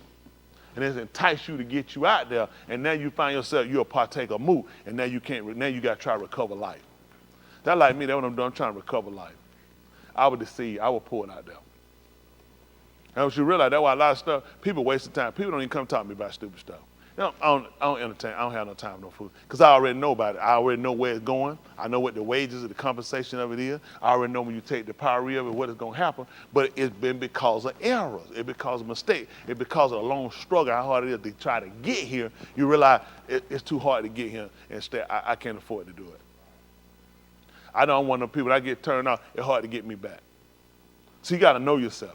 I don't get myself out there. I already know. I'm not one of them people. I don't have that moderate end for the world. I'm extravagant with the world. So I don't want to do it. You can do a little something. Little something gonna be a lot something. That's right. So you got to know yourself. It don't work for me. Y'all get? And for the people that feel like they just do little something, you a fool. Little something, big something, all of the same size in their own. That's right. It is. Cause it fool you. Ain't like I'm doing a whole lot. Ain't like I'm doing ain't like I'm killing babies. That's how you justify it. They gonna some people got pity for anything you doing wrong is wrong. That's right. He said all Rosha, all wrong, all evil stuff. He said all of it's sin. Yeah. So it don't matter if you do a little one or a big one. It's all got to be considered. It's all got to be considered the same. When you start grading little and big, that's gonna be a problem because you're gonna get ready to do something. I know we do. People got the small sin, big sin, and that's gonna be your problem right there. All of it gotta be measured the same way. You know why he told you this? In your house, what was you supposed to keep? Think about this. I gotta keep everything in my house. I'm cooking. Who in here cooks? I'm telling you, stop. No. I ain't ask who go to the store and get no ready-made meal and stick it on the microwave. You're not cooking. Who cooks? So if you cook, what are you having to use? Seasoning. Some seasons you're going to favor more than others, which means some seasons going to be more higher level, going to be a larger volume of it because you don't use as much. Some's going to be lower because you use it more than that. How the Torah came through, everything was supposed to be the same level. So if I use a whole bunch of salt, I'm going to have to get everything to that level. Everything will be the same level. Get that salt right back up. So you know what happened now? You keep an equality. See, you'll be surprised because you'll see them lows and highs like that. You grade things differently. You look at things, the stuff you don't use much, really, you can stick that in the back because I don't really use it. So when you come across matters, that's how you're going to judge them. But when you have to work to keep everything to the same level, that means I got to keep checking everything. You think about it, man, that's stupid. What kind of sense that make? Really, I don't even really need this. I can take it out, and that's what you do with the Torah. So when he make you the way you got to keep everything the same level, that means I got to be conscious of every season in him. I got to make sure nothing, this is constant. I got to keep examining every day. Let me pull it, make sure, let me get it, hold on, put it on the way. Oh, this one, oh, I need to get that back up. So everything sitting in the cabinet, everything the same level. You ain't gonna believe it. Every time you cross something in the Torah, it's the same. And you ain't gonna believe it. It don't matter what you like. Think about it. What you like, you use more of, right? What you don't like it much, you use less of. Guess what happens? If you keep all of them to the same level, it don't matter what you like. It's all the same. Who taught us that? The Torah. Think about it. Just call it. That's stupid. I ain't got time to be trying to keep up with no every season, no doing draw. Trying to make sure everything stays the same. That's crazy. I'm going to use some more than I'm going to use others. Someone ain't going to use. And he going to say, no. Everything going to stay the same level. It don't matter what you like. So when it come down to judgment matter, it don't matter who you like. It's the same for everybody. See how you had to understand that, though? Now, if you take it the way they say, how they'll just teach you just got to be fair with everybody. You can say that, but do you really understand it? So when he tell you in your cabinet, everything got to be the same. It's got to be the same level. You can't have different weights in your house. You can't have a smaller weight. All of it has to be the same. It don't matter who you hang with. It don't matter who you like the most. It don't matter what. It's all got to be the same. So when you come down to judge a matter, they say, well, I want you to judge between your friend and your enemy. It's going to be right because all I know how to do, because everything he gave me, the concept, it got to be right. That's all. It don't make no difference. I really don't like this one. It don't make no difference. They got to be the same level. Hello? Yes, sir. Do we understand that? Yes, sir. How do we didn't get that from ourselves. We got it because the Torah taught it to us.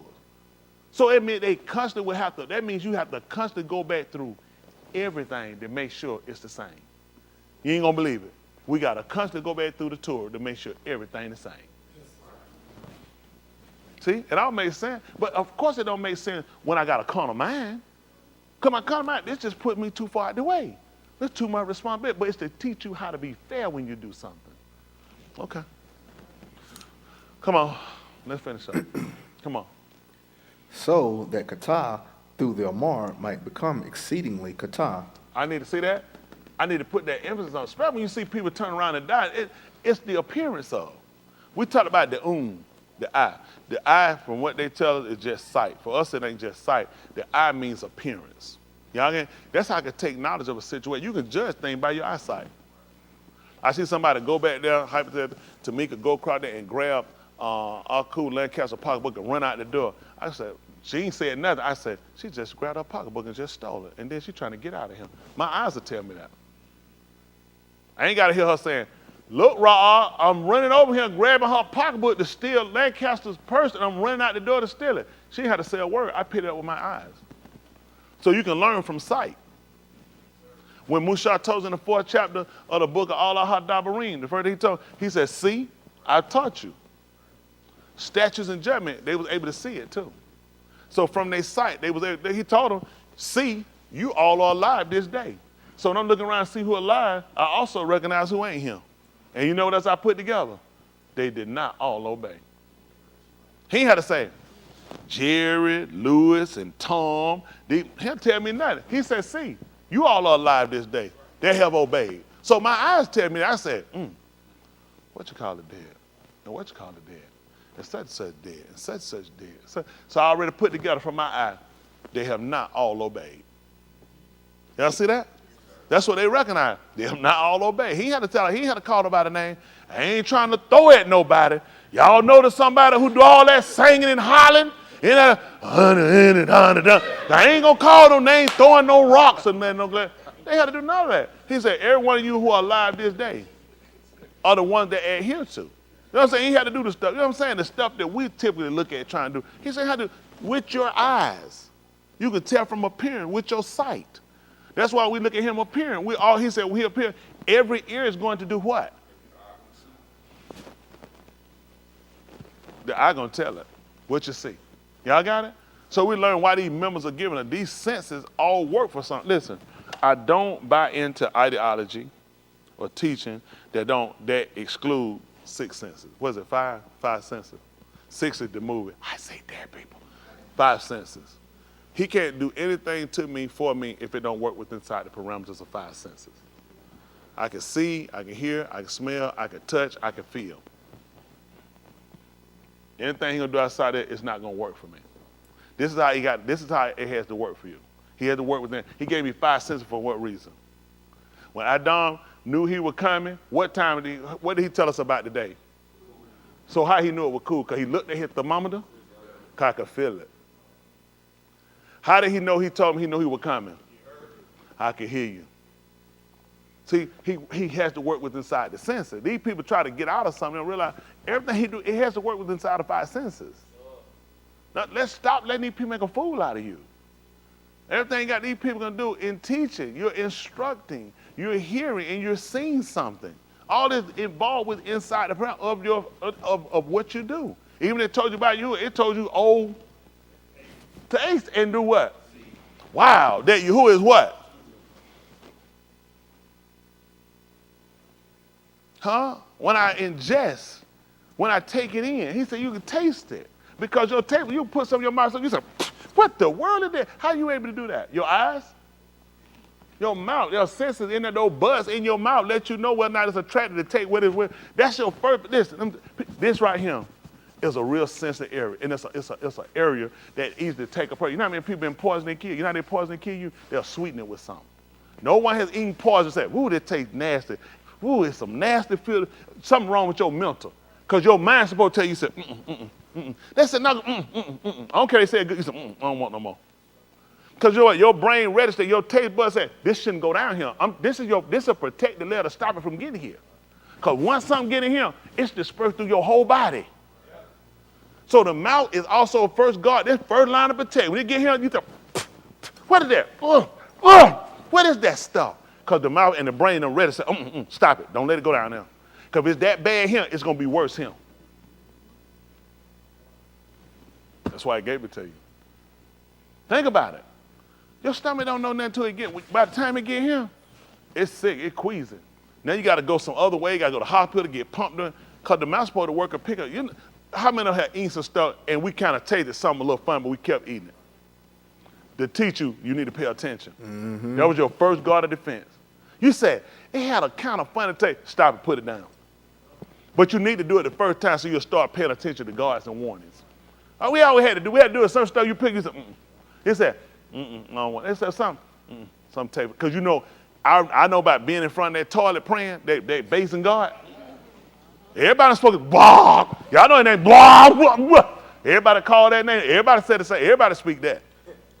Isn't that right? And when you get through going through that and you can't sleep, as soon as you sound, you got to get back up. That thing working so much. You know what? You start paying attention to the guards. That's right. And then he protected. So guess what? He set up protected guard for you. First of all, I gave you transgressions before you get to Qatar. These are warning, and then you know you're getting ready to violate. You're getting ready to go against. It's time for you to get on back. So I got to set these protected layers up to try to keep you. Hello? Okay.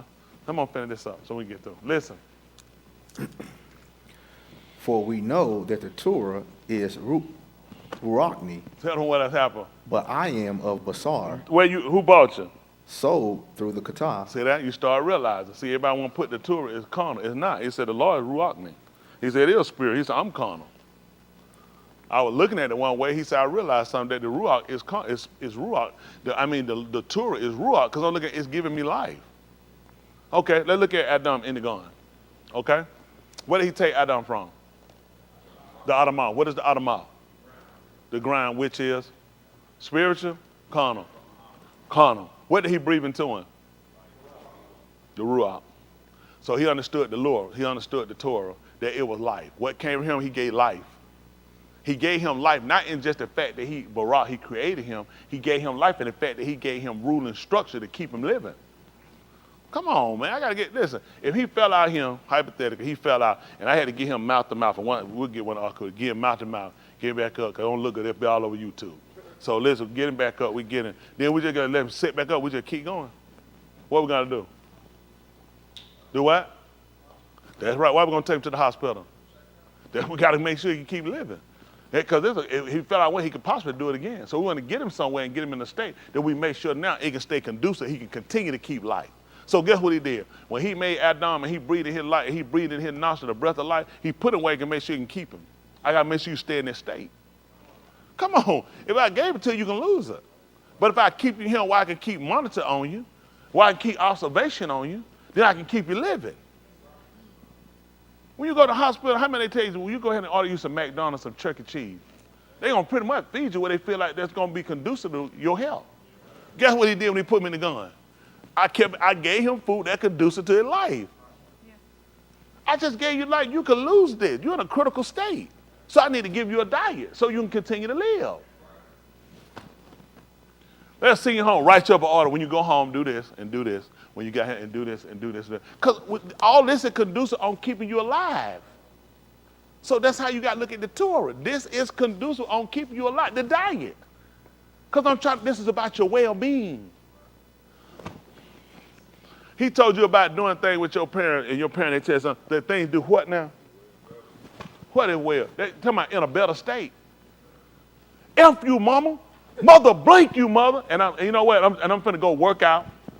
I'm gonna take my protein. I don't do no dairy, none of that stuff. But mother, F you, daddy. I'm finna go on and work out. What happened? See, it's not gonna be well for you.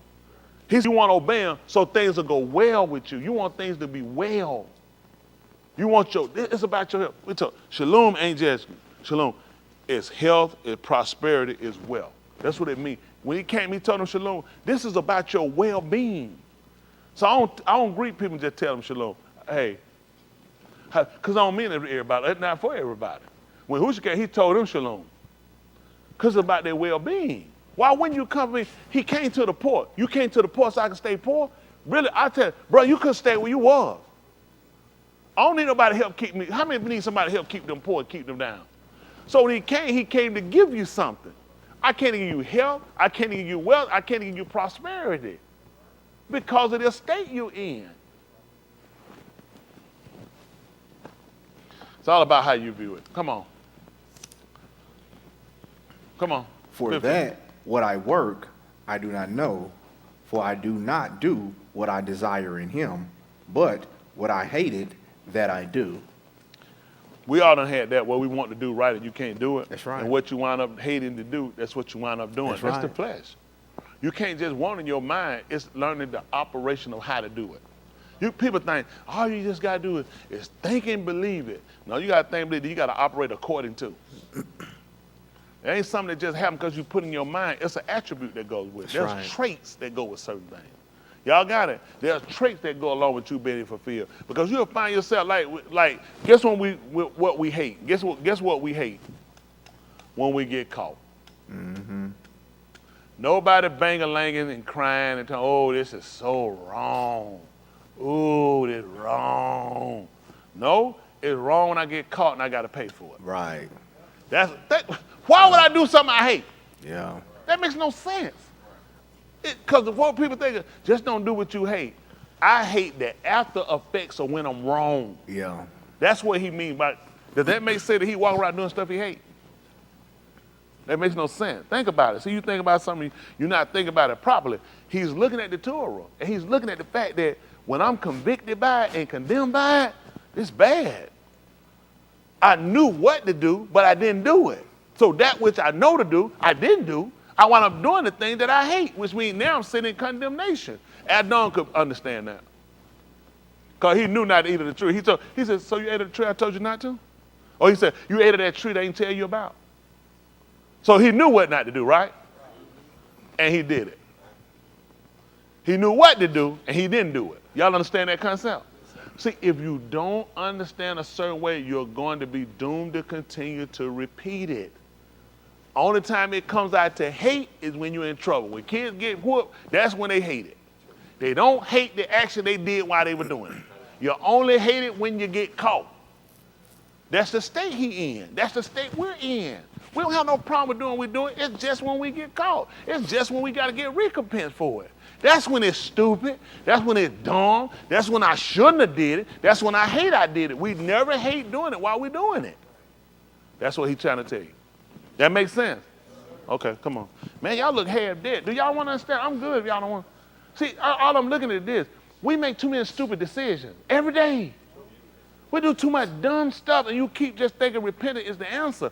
You're not supposed to be repenting every day. The book said, let us move on to perfection, not laying again the works of the foundation of repenting from dead work. Man, that's elementary. We ain't got no business to keep doing that. Every day I get up, I repent. So what you been doing? I just be repenting. That makes no sense. What can you repent for if you ain't done that? Come on. So you repent because? Done wrong. Only thing you should be repenting if it's something I don't know, I need the knowledge so I don't continue to violate. Come on. Yes, sir. It makes no sense to get up and keep repenting for something I've been doing because I shouldn't be doing it. That's right. Then I'm still in the same state. Yes, sir. Come on. And when I do what I do not want, behold, I admit that the Torah is too. Uh-oh. Y'all see that?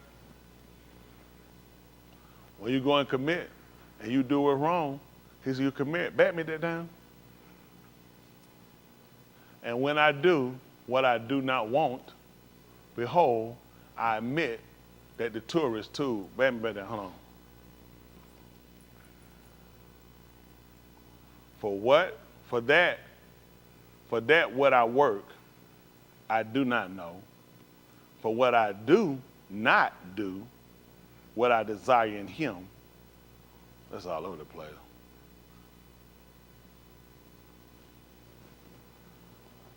For what I work, I do not know.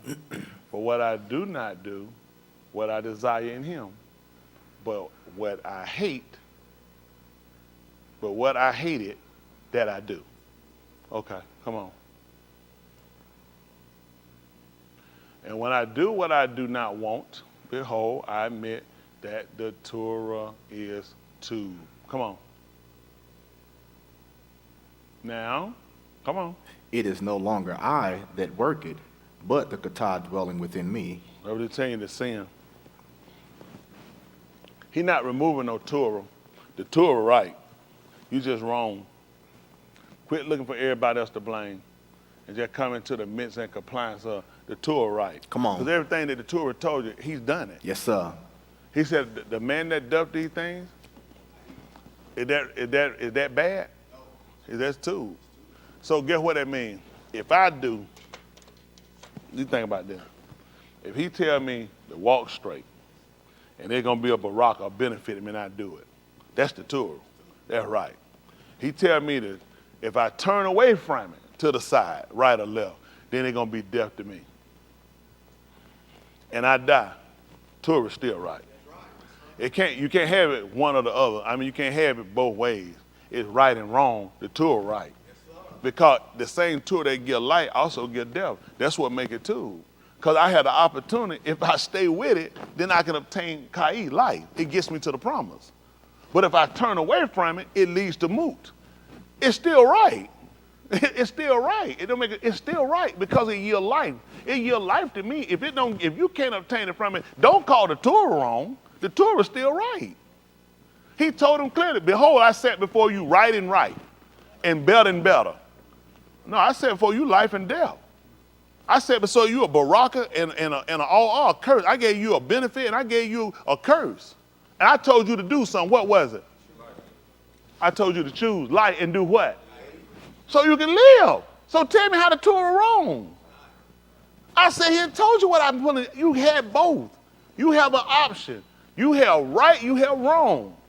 You have a baraka, you have an all. I'm telling you to choose life so you can live. If you're too dumb to know which one it is, choose the life, stupid, so you can live. The Torah is too. You chose death. Don't put it on the Torah. He's gotten a bad rap from these sorry, piss-poor preachers. Everybody trying to push off a different way to try to justify themselves. The Torah already been justified. He's already put it here for a reason. It's to get you so you can obtain the promise. Come on. Come on. Nat? Was he through? Yeah, I've read 17. Okay, come on. 18. Come on. For I know that in me, that is, in my basar, dwells no tube. See that? What happened? Because I wanted to do what is tube, and I would not find. See that? That's what he recognized. See, you don't recognize that about the flesh, you're going to keep messing up too. That's right. He's already know about the flesh. Ain't nothing tube that work in these flesh. He said, I recognize that. Ain't nothing tube. Because I'm going to find and do wrong. When you left it to the flesh is what got all of us in the predicament that we've gotten into, the desires of it. The wanting to accomplish of it, it puts us away from it. He said, I recognize that in their flesh dwelleth no tube thing. Listen. For I do not do the tube which I desire. See that? What happened? But the rosha that I do not want it, that I do. How many of y'all, when we was out there, I know I went, I want to do right. I couldn't do it. Was anybody else like that? I want to do right. I couldn't do it. Yeah. Even when I cried, I did all that stuff. Yeah. That stuff didn't change. That stuff didn't do nothing. That didn't do nothing. But guess why we had to do that? How that had to happen? How else were we going to be able to agree or understand his statement? Wanting to do it and can't do it, and look at it saying, it's like it's getting worse and worse. It's like I'm getting further and further off. You thinking but at least I want to do right. You realize this not justifying it. But at least I know it's wrong, so I'm growing. And he just keep, no, you're not. That's not getting it. Knowing it's wrong and doing it, to you, that's sin.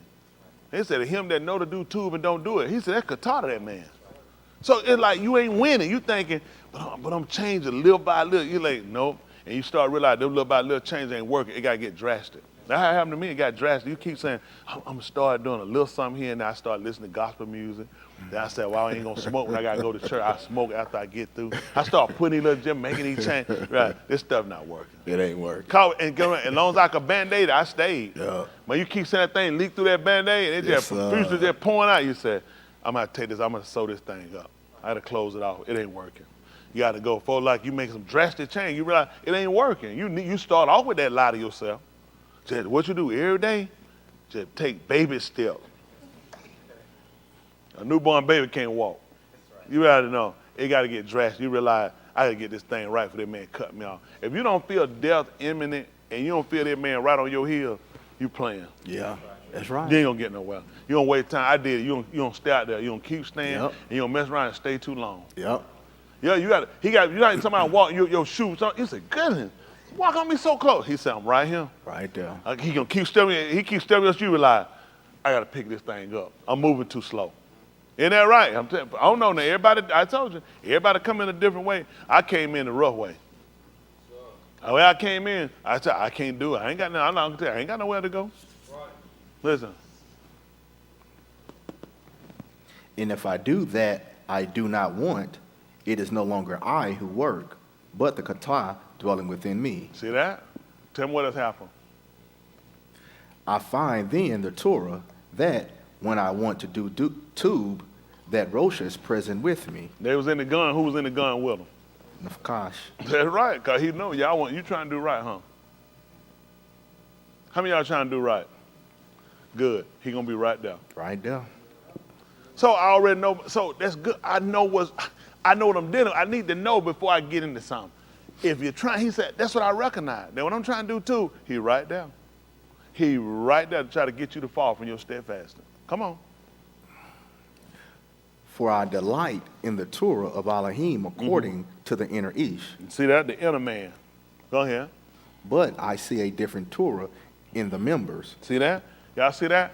He see two Torahs. Okay? It's a law that gets you to go against. That's the flesh. It's an inner man inside that realize you leaving him. Mm-hmm. Life is dissipating from you. You need to start listening to the inward man. Why you think Shaul said, though the outward man perishing, the inward man is renewed day by day. That's why you're going to renew it. You got to cut the outward man out from everything he gets. As long as the outward man is still being fed, it's hard for the inner man to be fed too. You can't feed both of them at the same time. It's hard. One ain't going to get fed. Listen, if you find one thing with Yahushua, he did a lot of fasting. Okay. 40 days the man was up there fasting. What you think it was about? I got to restrict it from what it, let me tell you what y'all don't do. You got to restrict the flesh from what it do. Going to places, you got to restrict it. You feeding it. Every time you take it where I want to go, every time you get it where they want, every time you feeding it. He came here, tell me about the house he stayed in, the house he had bought. Y'all remember that property when he bought? Yeah, the one he went and bought that house. The modest one. What you think that was about?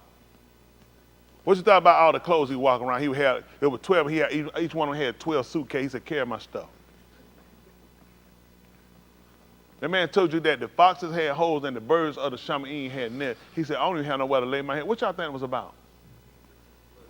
He had to strip the flesh. What you think the flesh? Okay, he came out here, he done got a house. What a house got to have?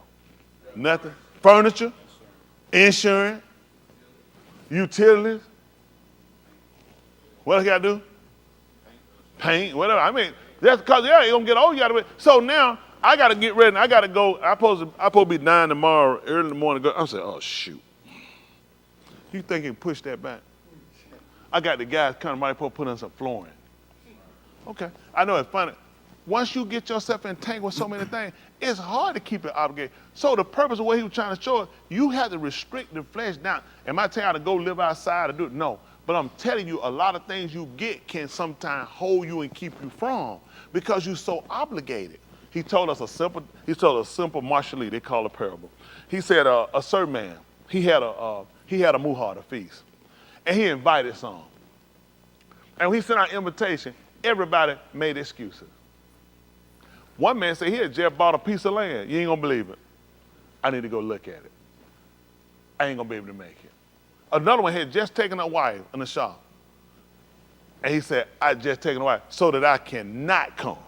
Because your first year, you're supposed to spend a year cheering up. See, he said everybody he invited, they all made excuses. What do y'all think happened when we keep getting the tank, we have all this stuff? It will allow you to make excuses. Come on, I got kids. How many of y'all ain't got kids? Don't have, see, you don't understand, when you got kids, it's stuff you have to do. You see what I'm saying? So it puts you to where you start making excuses for things. Our obligation don't change. You the one did that. That don't change none of our obligation. You ain't got married. You went and had them kids. That don't change your obligation. And what we do, we'll use that. See, they're supposed to be running their mouth. They ain't got no wife. They ain't got no kid. They can run them, but they can go when they want to go. I can't be just jumping up with my whole family. Everything. I got to be showing up 3 times a year. That man clearly said, every male shall appear before me 3 times a year. Now, whatever you got going on, that's your problem. It did not say unless he have. Okay, I'm just trying to help. I know folks say, I know folks ain't grown yet. Every male, he said, going to appear before me 3 times a year. And none shall appear before me empty. Now, whatever your obligations is, I ain't read that verse. That's why I tell people, I tell you all the time, you really need to ask yourself if you got your car, why are you him? Because you really look at it for what it is. The man got, this is what the man asked for. He kept, listen, I allotted you. I allowed you. On the man said he was giving a wife at dawn. He told you that the Benim and Elohim saw that the Banuth or Anashim were fair, and they took wife, all of whom they chose. He don't you tell that lie to me. You chose that. Now you took what you wanted, and you ain't going to take nothing away from this Torah. I told you don't take it, don't add to it. Okay. I know what your obligation. I know what the problem is. Well, I got this going, I got this. Don't worry about it. He grading it and noted. Duly noted. Duly noted. See, that's why I tell people, this ain't for everybody. Don't fool yourself. Listen, you got obligation, you got commitment to other people, and you need to keep them so you don't look like a liar. So the Lord want me to be lying to other people? Ain't it like a sin to lie? Like to lie to him? When you say you're going to go all the way? When you say I surrender all? Anybody looking at Kazab and him, they act like they got to keep their word with people.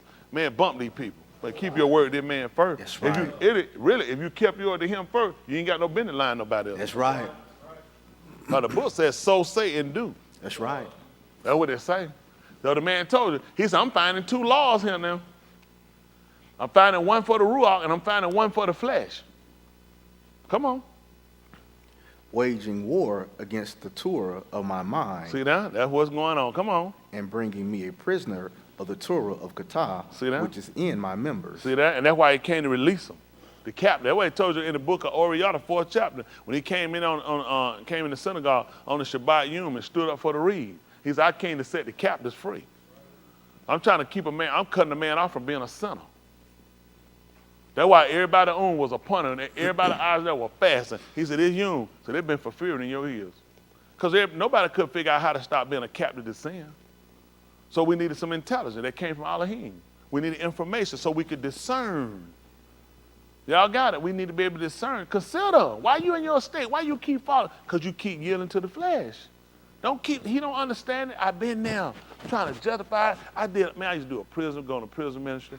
I did so much stuff. I tried to help folks out of the project, try to give money, help people. I was a drug dealer. I was shacking up, and I was a sinner. And nothing was set. All I would do, he like, you don't think I accept this, do you? I just knew he would. I said, he'll look and say, but I'm doing good, though. I'm helping people, though. Son, you're a sinner. Son, I don't accept nothing you do. That thing hurt. And I said, they'll try to play with my mind. I'm trying to fight it, because I'm on the path. You're not on the path, you're doing wrong. That made no sense. How you, this the path, this right. I'm on the path. I ain't doing much, I'm just doing a little something. But I'm still following, I'm still believing. He said, no, you ain't. You turn your regard, your foot, it turned. How did you get there? You turned. That means you missed. Then you're in violation. So I had to see it. If you got a commitment and he tell you all right, you're doing wrong, you don't have nothing with him. He'd have never told you that. He never told me that. Never gave me no consolation. You trying. Never. That thing you'd have hurt too. It'd have hurt bad. Because folks you tell me, you're a good nigga though. Yeah, but you be helping people. That stuff, it never worked. It never worked. I just be sitting there, I just be crying. I be smart. I couldn't even smile, I just put it, I just be sitting there, just like, it ain't working.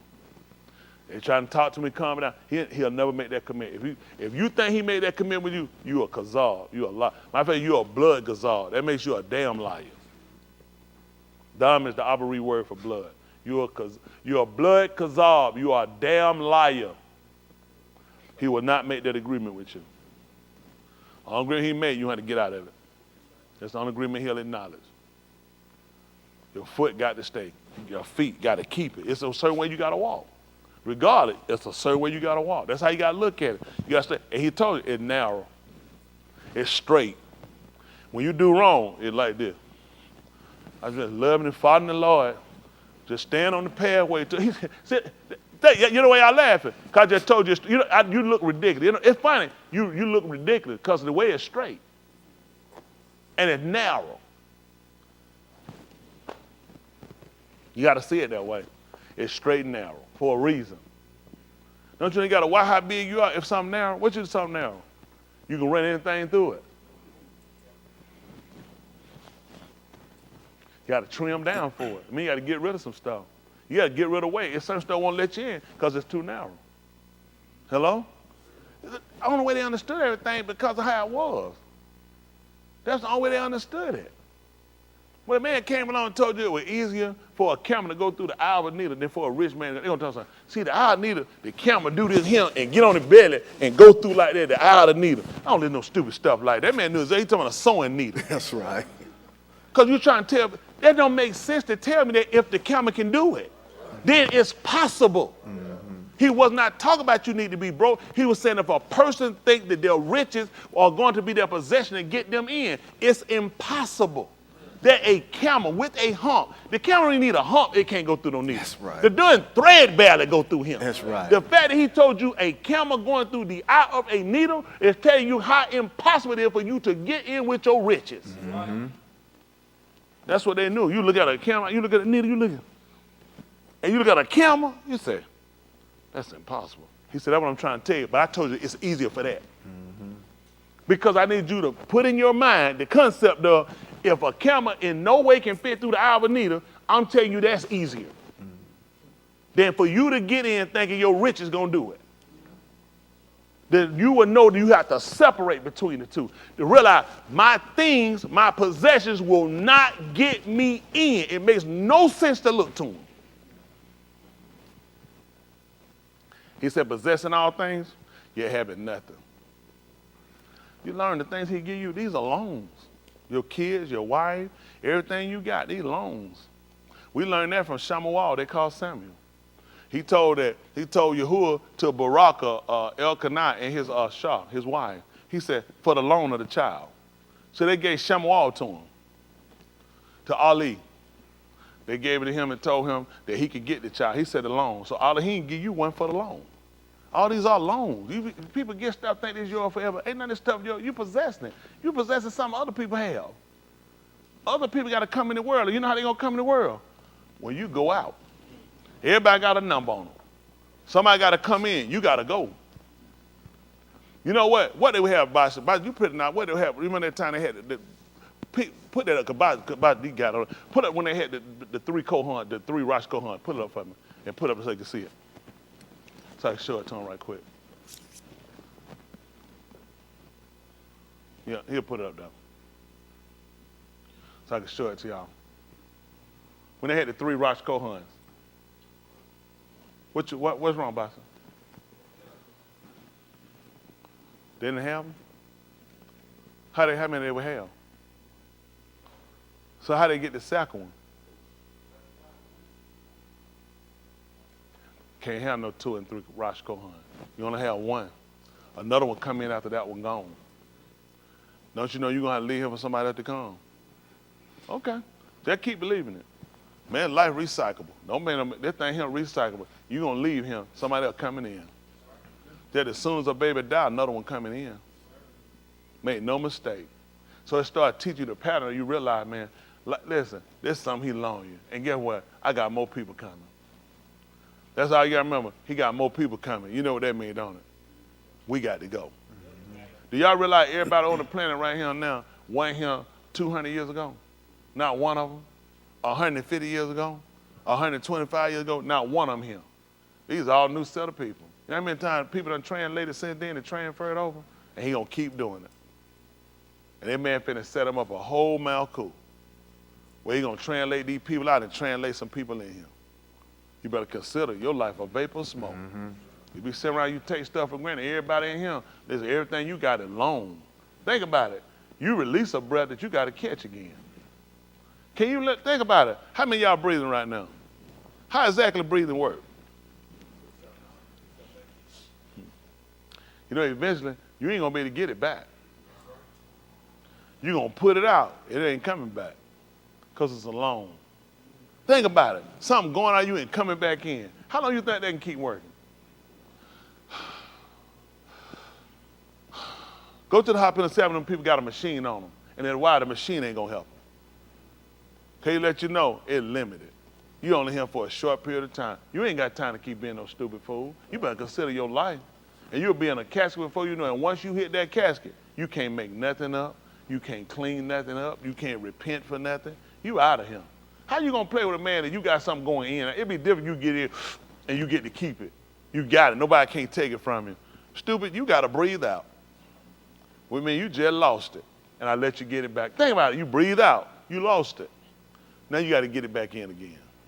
How long you think you can keep doing that? In and out, in and out, in. How long you can keep doing that? Yeah. Keep playing with him. You smart. Come on, finish this up. Listen. Woe to me, the Ish who shall save me from the basar of this moot. Y'all see that? And get what he realized? Destruction to me. This man looking for something we want to know. He wants to know who shall save me from this body of this moot. Who gonna save me from it? This stuff dying. He really like, because of how I operate with the Torah, who gonna save me? They want to know who gonna save me. Come on. I shall barak Elohim through Yahushua HaMashiach, our Adon. Yes.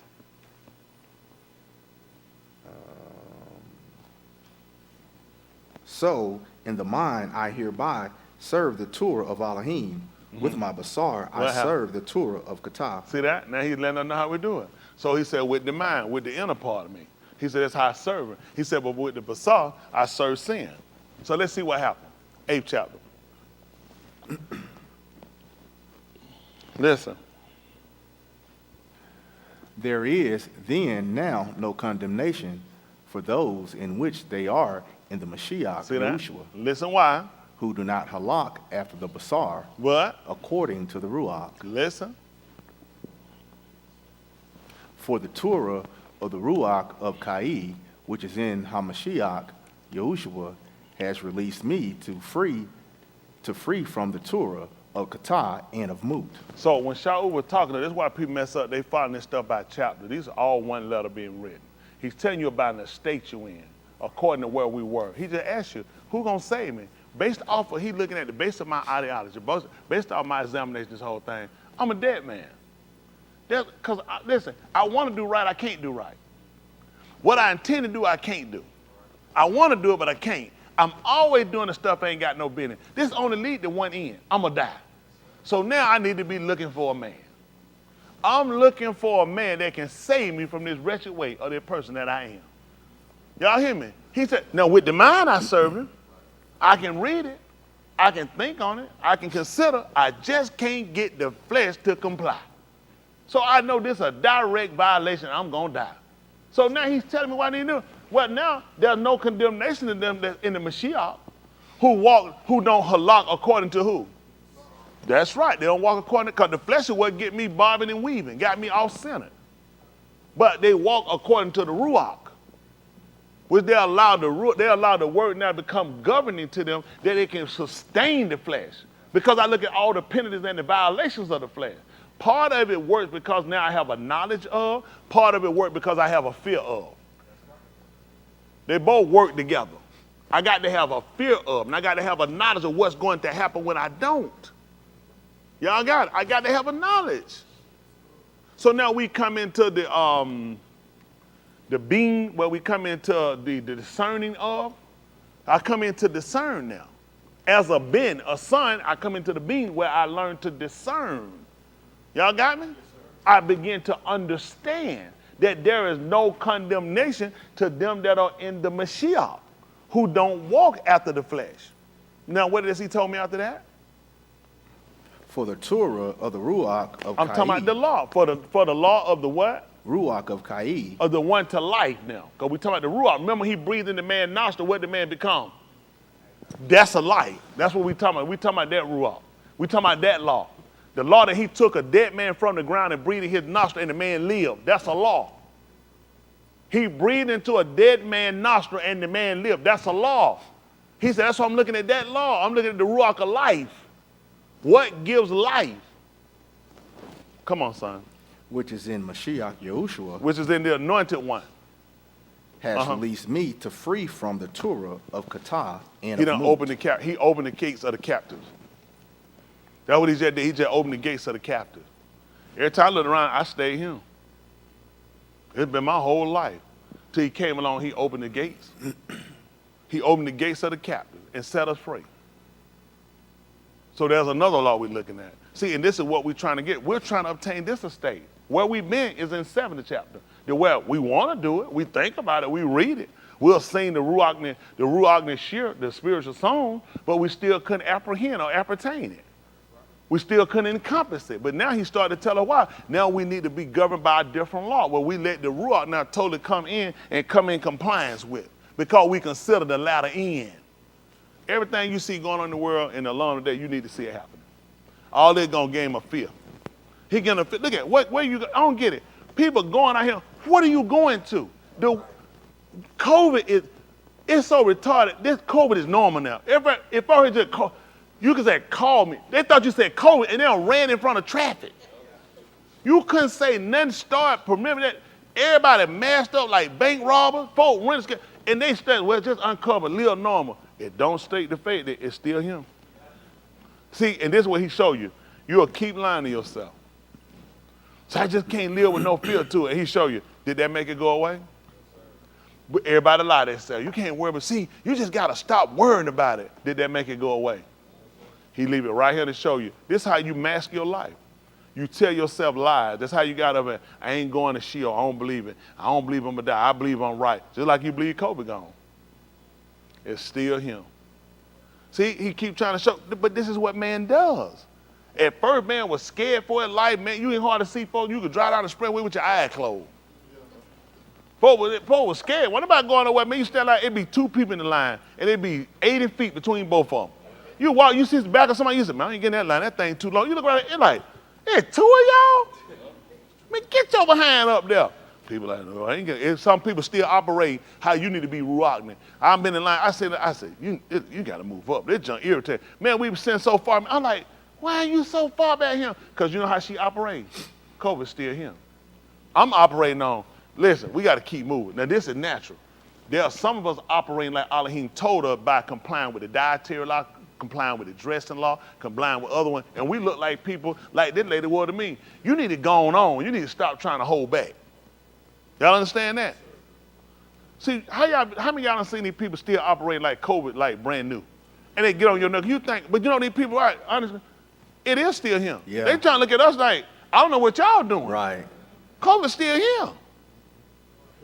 They looking at us and they trying to figure out what we're doing. We're looking at destruction still. They saying, Jesus done can't pay for it all. We said, no, destruction's still him. Mm-hmm. And that man is coming back and he gonna put recompense on everybody. So we, in a way, simulate these people who still acting in COVID like it's brand new. They don't care what nobody said, no president, and what no CDC said. I'm still staying 6 to 10 feet off from you. I'm still masking. I'm still here. You're like, man, I ain't got time for all that. They're looking at, you giving, I'm sanitizing. Mm-hmm. That's how you're like, man, come on, man, we can't agree. That's how we supposed to be rocking. Regardless of what the culture does and what the culture turn away to, we still operate Yahuwah coming back here. Make sense? Yes, sir. That's two. Appreciate Mr. Yahuwah.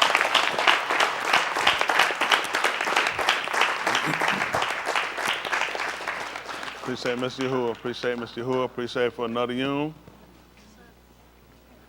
That my palau that we got a little understanding.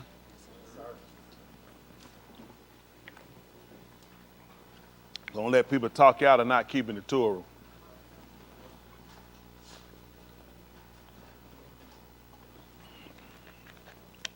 You want to see this thing the same way he sees it, and you want to see it the way the people saw it, who he made the berith with. Because I'm trying to obtain that same promise.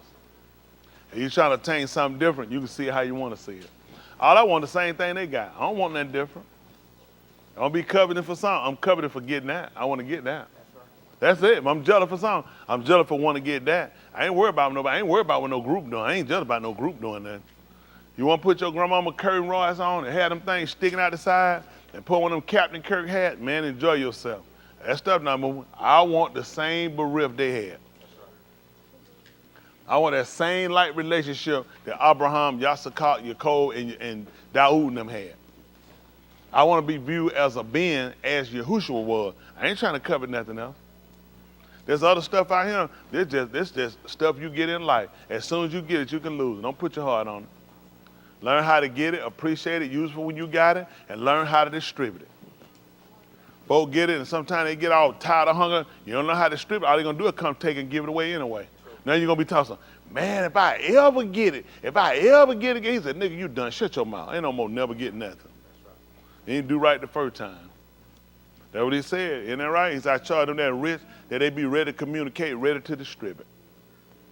I know some of y'all some stingy old niggas. Hide, keep, and steal. You'll pay for it. All you're going to do is take it. You don't get it. Somebody going to be able to do something with it. Let me get it and flip it. Isn't that right? Well, I sure would have liked to be on that street with Meeks out there in the street. If I'd have made so much money, ridiculous. Meeks told me some of them prices he was paying back then. Man, I'd have been a trillionaire. Maybe overcharging me. They seen meat coming. They seen meat market. They said all day, but we coming up on this, man. I thought, man, this taxing him. God almighty. That man paying all kind of inherited taxes. They were wearing the poor man out. But I could have got back there. Let me get some change. Put some of that. I already sent mine. Let me get some change. You got 2.5? All right, I appreciate it. Well, he can get out of the state. He can get a. Just bring me one on. But yeah, I showed. Baba had meat, boy. You and your brother. Oh my God. Whew. I ain't need meat but 1 year. God almighty, boy, we'd have been straight. Well, I tell you what, if I'd have made some more money back then, it'd been ridiculous. Ain't that right? Double everything. They'd call me EU. He got double everything. I told me, I said, I want you to stay around here. I said, if you ever fall away and you go back to the street, call me. Ain't that right? All I need to go out there and make a couple of sales and come back. Everything paid off.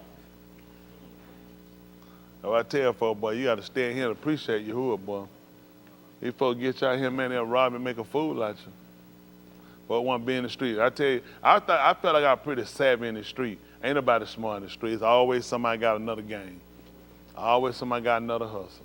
Now, I hustle folks and men and folk we hustle folk with, hustle me.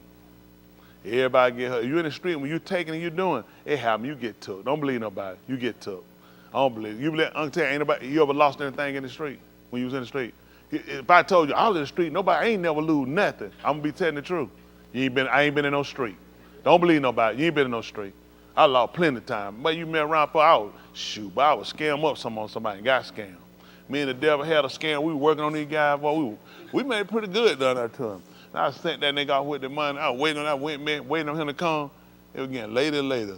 I said, that nigga done got me. But it was a hustle. He looked at that shoe. And it probably get you too.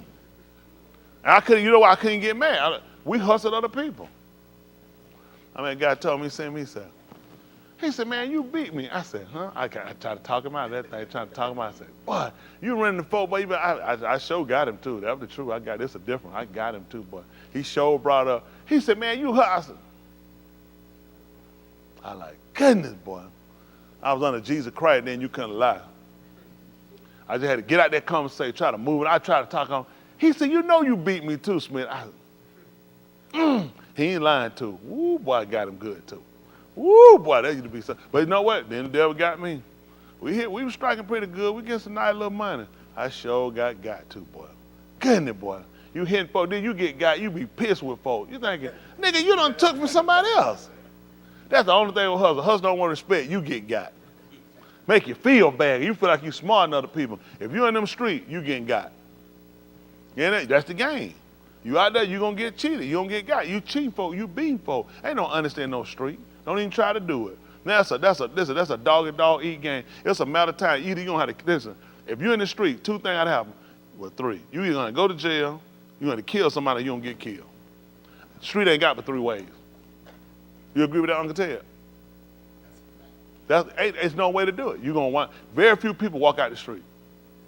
Very few people stay too long.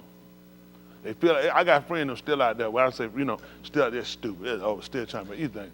But y'all retarded niggas out here, and they trying to operate still like high school. You see, you like, do y'all know how long? It's almost been 40 years. Y'all niggas still together trying to put high school stuff. Cause you know what? They don't want to let it go. You like, y'all will learn. You'll learn. You like, some people don't learn. They stay too long. You like, right? This right here, you'll wind up dying out here. I appreciate you. Whoever gave me a mind just learn. 26, I walked up out them streets. I had did enough street to last two lifetimes. I'm done. Like, yep, wore me out. Had enough. I thought I was gonna be out there forever. I sure tried. If I could have, I'd have stayed. He let you know, sun ain't running out. And then when you start softening up, don't stay. Please don't get in the street. One thing you don't be in the street, don't have a heart. You can't have a heart and stay in the street. It don't work. You're gonna be good at it. I'm gonna give y'all a letter. I know the young people want to do it. You can't have a heart. That's gonna get you killed too. Cause you're gonna be too stupid and somebody gonna wind up taking your life. I'm telling you, it'll get you. You can't win. You can't have a heart if you're gonna do it. You gotta listen, you're gonna have to be ruthless about it, and it don't matter about nothing. And be ready, cause you're gonna lose. And you're gonna get out there and you're gonna get yourself killed. And please, I need you to be real bad and have folks scared of you. That's gonna get you killed. I know this guy, he'd always try to punk people to do it. He ain't never do it to me though. He was notorious for that. I had a guy who used to be with us. He was real good stealing cars. I named him Pie, because he wasn't doing it as a pie. I said, boy, you soft as a pie. He would sleep one time in that house. He was sleeping he slept with my open. We were playing cards. I said, go get some cayenne pepper. We got a cayenne pepper, put it on, and poured it around his lip, and we just sat at the table and kept playing, because I was playing cards. That's just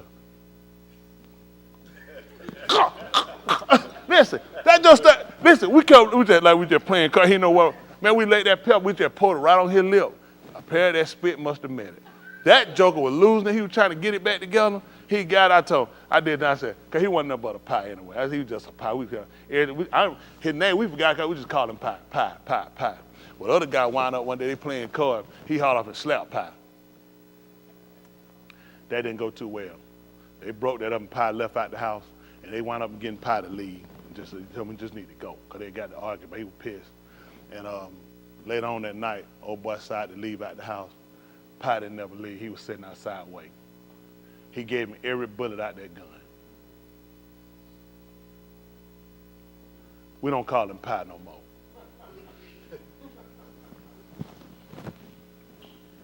Just tell you that what happened. I'm telling you, you out there, he'll show you.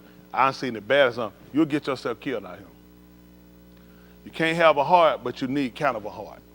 I'm telling you, it's one of them things where one of them, it'll still get you killed, because you mess around and get a heart will get you killed. Y'all got what I'm saying? You'll be so hard that folks will feel you and somebody will kill you. So that's why I tell you, it ain't the game. You got to get out, because you'll wind up spending your time in prison, you're going to wind up dying, or you're going to wind up killing somebody. That's just how the street go. So he let you get a chance to walk out of there. Dave, what you think about that? I'm wrong? I'm trying to tell you. Anybody know about that street? They know you've been in that street. Am I telling the truth? Ain't but three ways they're going to go. You going to jail, you're going to wind up killing somebody, or somebody going to wind up killing you. Better walk. There ain't no life in it. Ain't no life. Everybody you stay in that street, you're going to wind up saying they're going to be dead. You're going to be old out there trying to struggle and hold on to what you got. There was another guy, well, he was an older guy. I mean, he was a bad guy. Listen, he didn't play the radio either. Blow their arm off his shoulder. Folks scared of it. The arm he shoot with, it blowed off his shoulder. Everybody was scared of him. Had another one like that. He was crazy. Listen, the boy was so crazy. That boy he kidnapped the motor bus with the people on it. Yeah, he wanted to ride. Took the motor bus. Listen, he crazy. Didn't play the radio. Listen, didn't play the radio. Listen, everybody knew it too. He didn't play the radio. Took the motor bus with the people on it. Because he wanted to ride. That's just how he was. He'd be dead too. See, you got here, you do that, got yourself down there crippled. Folks, it don't work. I'm telling you, that stuff don't work. Punky people don't work for so long. There's some people ain't playing it. They ain't having it. They're going to shoot. They're going to kill you. You just learn it. The best thing to do with them street, let them other folk do it. They'll learn the hard way. I'm telling you, don't want to listen. Best thing to do, let me tell you who I look at, who I respect. I have a lot of respect, believe it or not. People ain't been in that street do it, I respect you. Because I was too stupid. I had to go out there. The fact that you didn't get yourself entangled there, you saved yourself from that, much respect to you. Much respect. You'll get drug out there from people, other people, trying to prove something, want to be bad, got down. A lot of folk don't make it back. A lot of respect for people don't go out there. You keep yourself right here and stay. I know folk, oh, you soft, you ain't did nothing. Man, you got there and come back with one eye. There's a lot of folk come back, they ain't the same people. You got there, you get some scar. I got some eternal scar. I still got that bullet right here in that joint too, of that leg. You got that, he'll give you something. You don't want it. It's stuff he'll give you, come back here, you be in a wheelchair. I'm trying to tell you, you be sitting here and folks be spoon feeding you. With a knack around your neck. I'm trying to tell you, he got some way to bring you back now. And then he got some way to bring you back. And for now, you can't do nothing. You just sitting here and folks just looking at you. Keep moving, because you look like you're in bad shape and leave you right there and let you die. All you be thinking is, if I can get back up, if I had another chance. He said, oh no, you had your chance. I'm trying to tell y'all, he told you the day you hear my voice. He said, not as in the provocation. He said, not in the wilderness, when they tempted me and saw my work 40 years, I will grieve with them. And I swore they won't ever get into my rest. Don't you be no fool. There you hear it. It's time to go ahead and get yourself together. All right, we get ready to stand. Give Mr. Yahuwah a hand clap.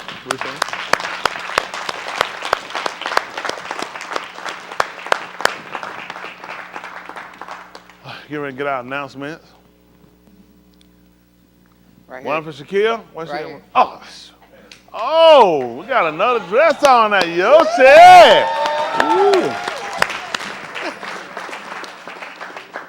She wants Steven to sing, I know it was the blood. I know it was the blood. Go ahead.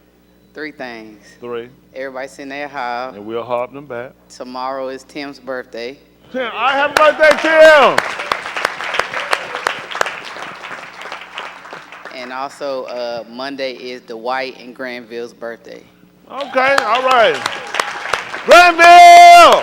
Granville! Granville! Happy birthday! Oh yeah, me and old Dwight. Yeah. There you go. That's sad. Isn't that right? That's all right. Happy birthday to Dwight, too. Appreciate everybody. Appreciate him for keeping us alive. Isn't that right? All right, we'll get ready and we can palau. We're praying.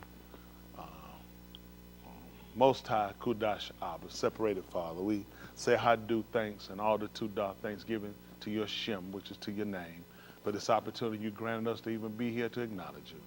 We palau in which we ask that you will have recom upon us, which is grace, and that you will have your kasi, which is favor upon us, and we give the Hadu again the thanks for even considering us, for Yeshua, which is salvation. Baraka your Shamayim, your Sabut, the height expansion where you dwell in your armies. Baraka your Shalakim, your sent ones, your Ra'ah, your Ra'im, your shepherds, your Mal'aki, which are your messengers. Baraka the Barith Shabbat, which is the covenant you vowed to Abraham, Yasakak, Jacob, the Yahudim, to Yasharal, the Tuladah, which are their generations, even to us and our Tuladah, which are our generation, and to all that are far off that you were Yakra, which you were called. Baraka, those gone astray and taken from us, our Benin, our children, our young adults, and our individual Mishpachah, which our family, they'll repent and acknowledge you. The out-of-towners and those over the Yam, overseas, we ask you Baraka them. Those that we commit to you in Palau, in which we ask that support your Dabarim, your words, in every Malkum, every place.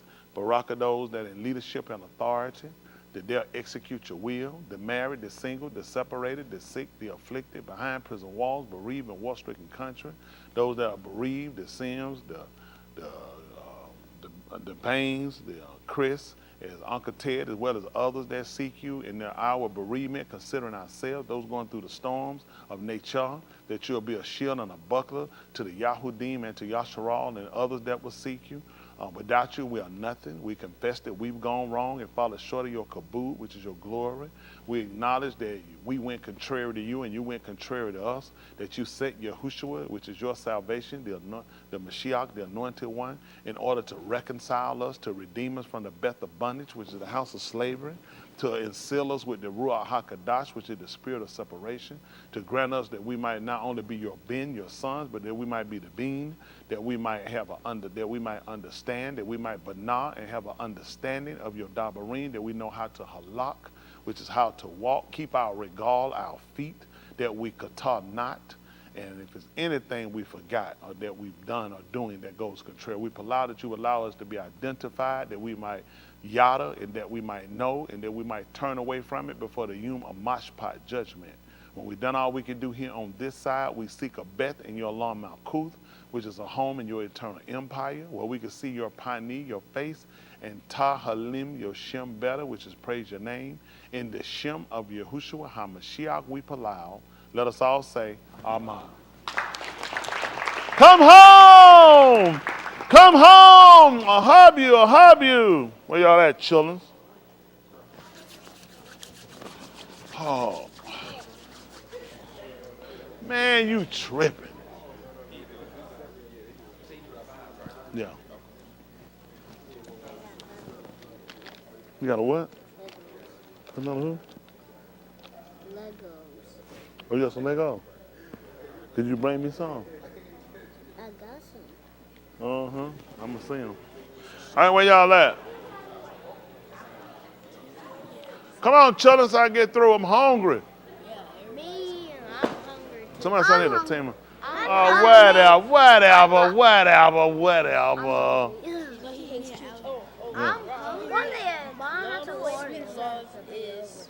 Whatever, Joker. Exactly, you ain't got no better. All right, y'all ready? All right, let's get ready. Let's go. 1, 2, 3, hit it. Ra the little children. Ooh, all the children of the congregation. Ooh, red and yellow, black and white. They are precious in His sight. Ra the little children of the congregation. Woo! Come home, come home. I'll hug you, I'll hug you.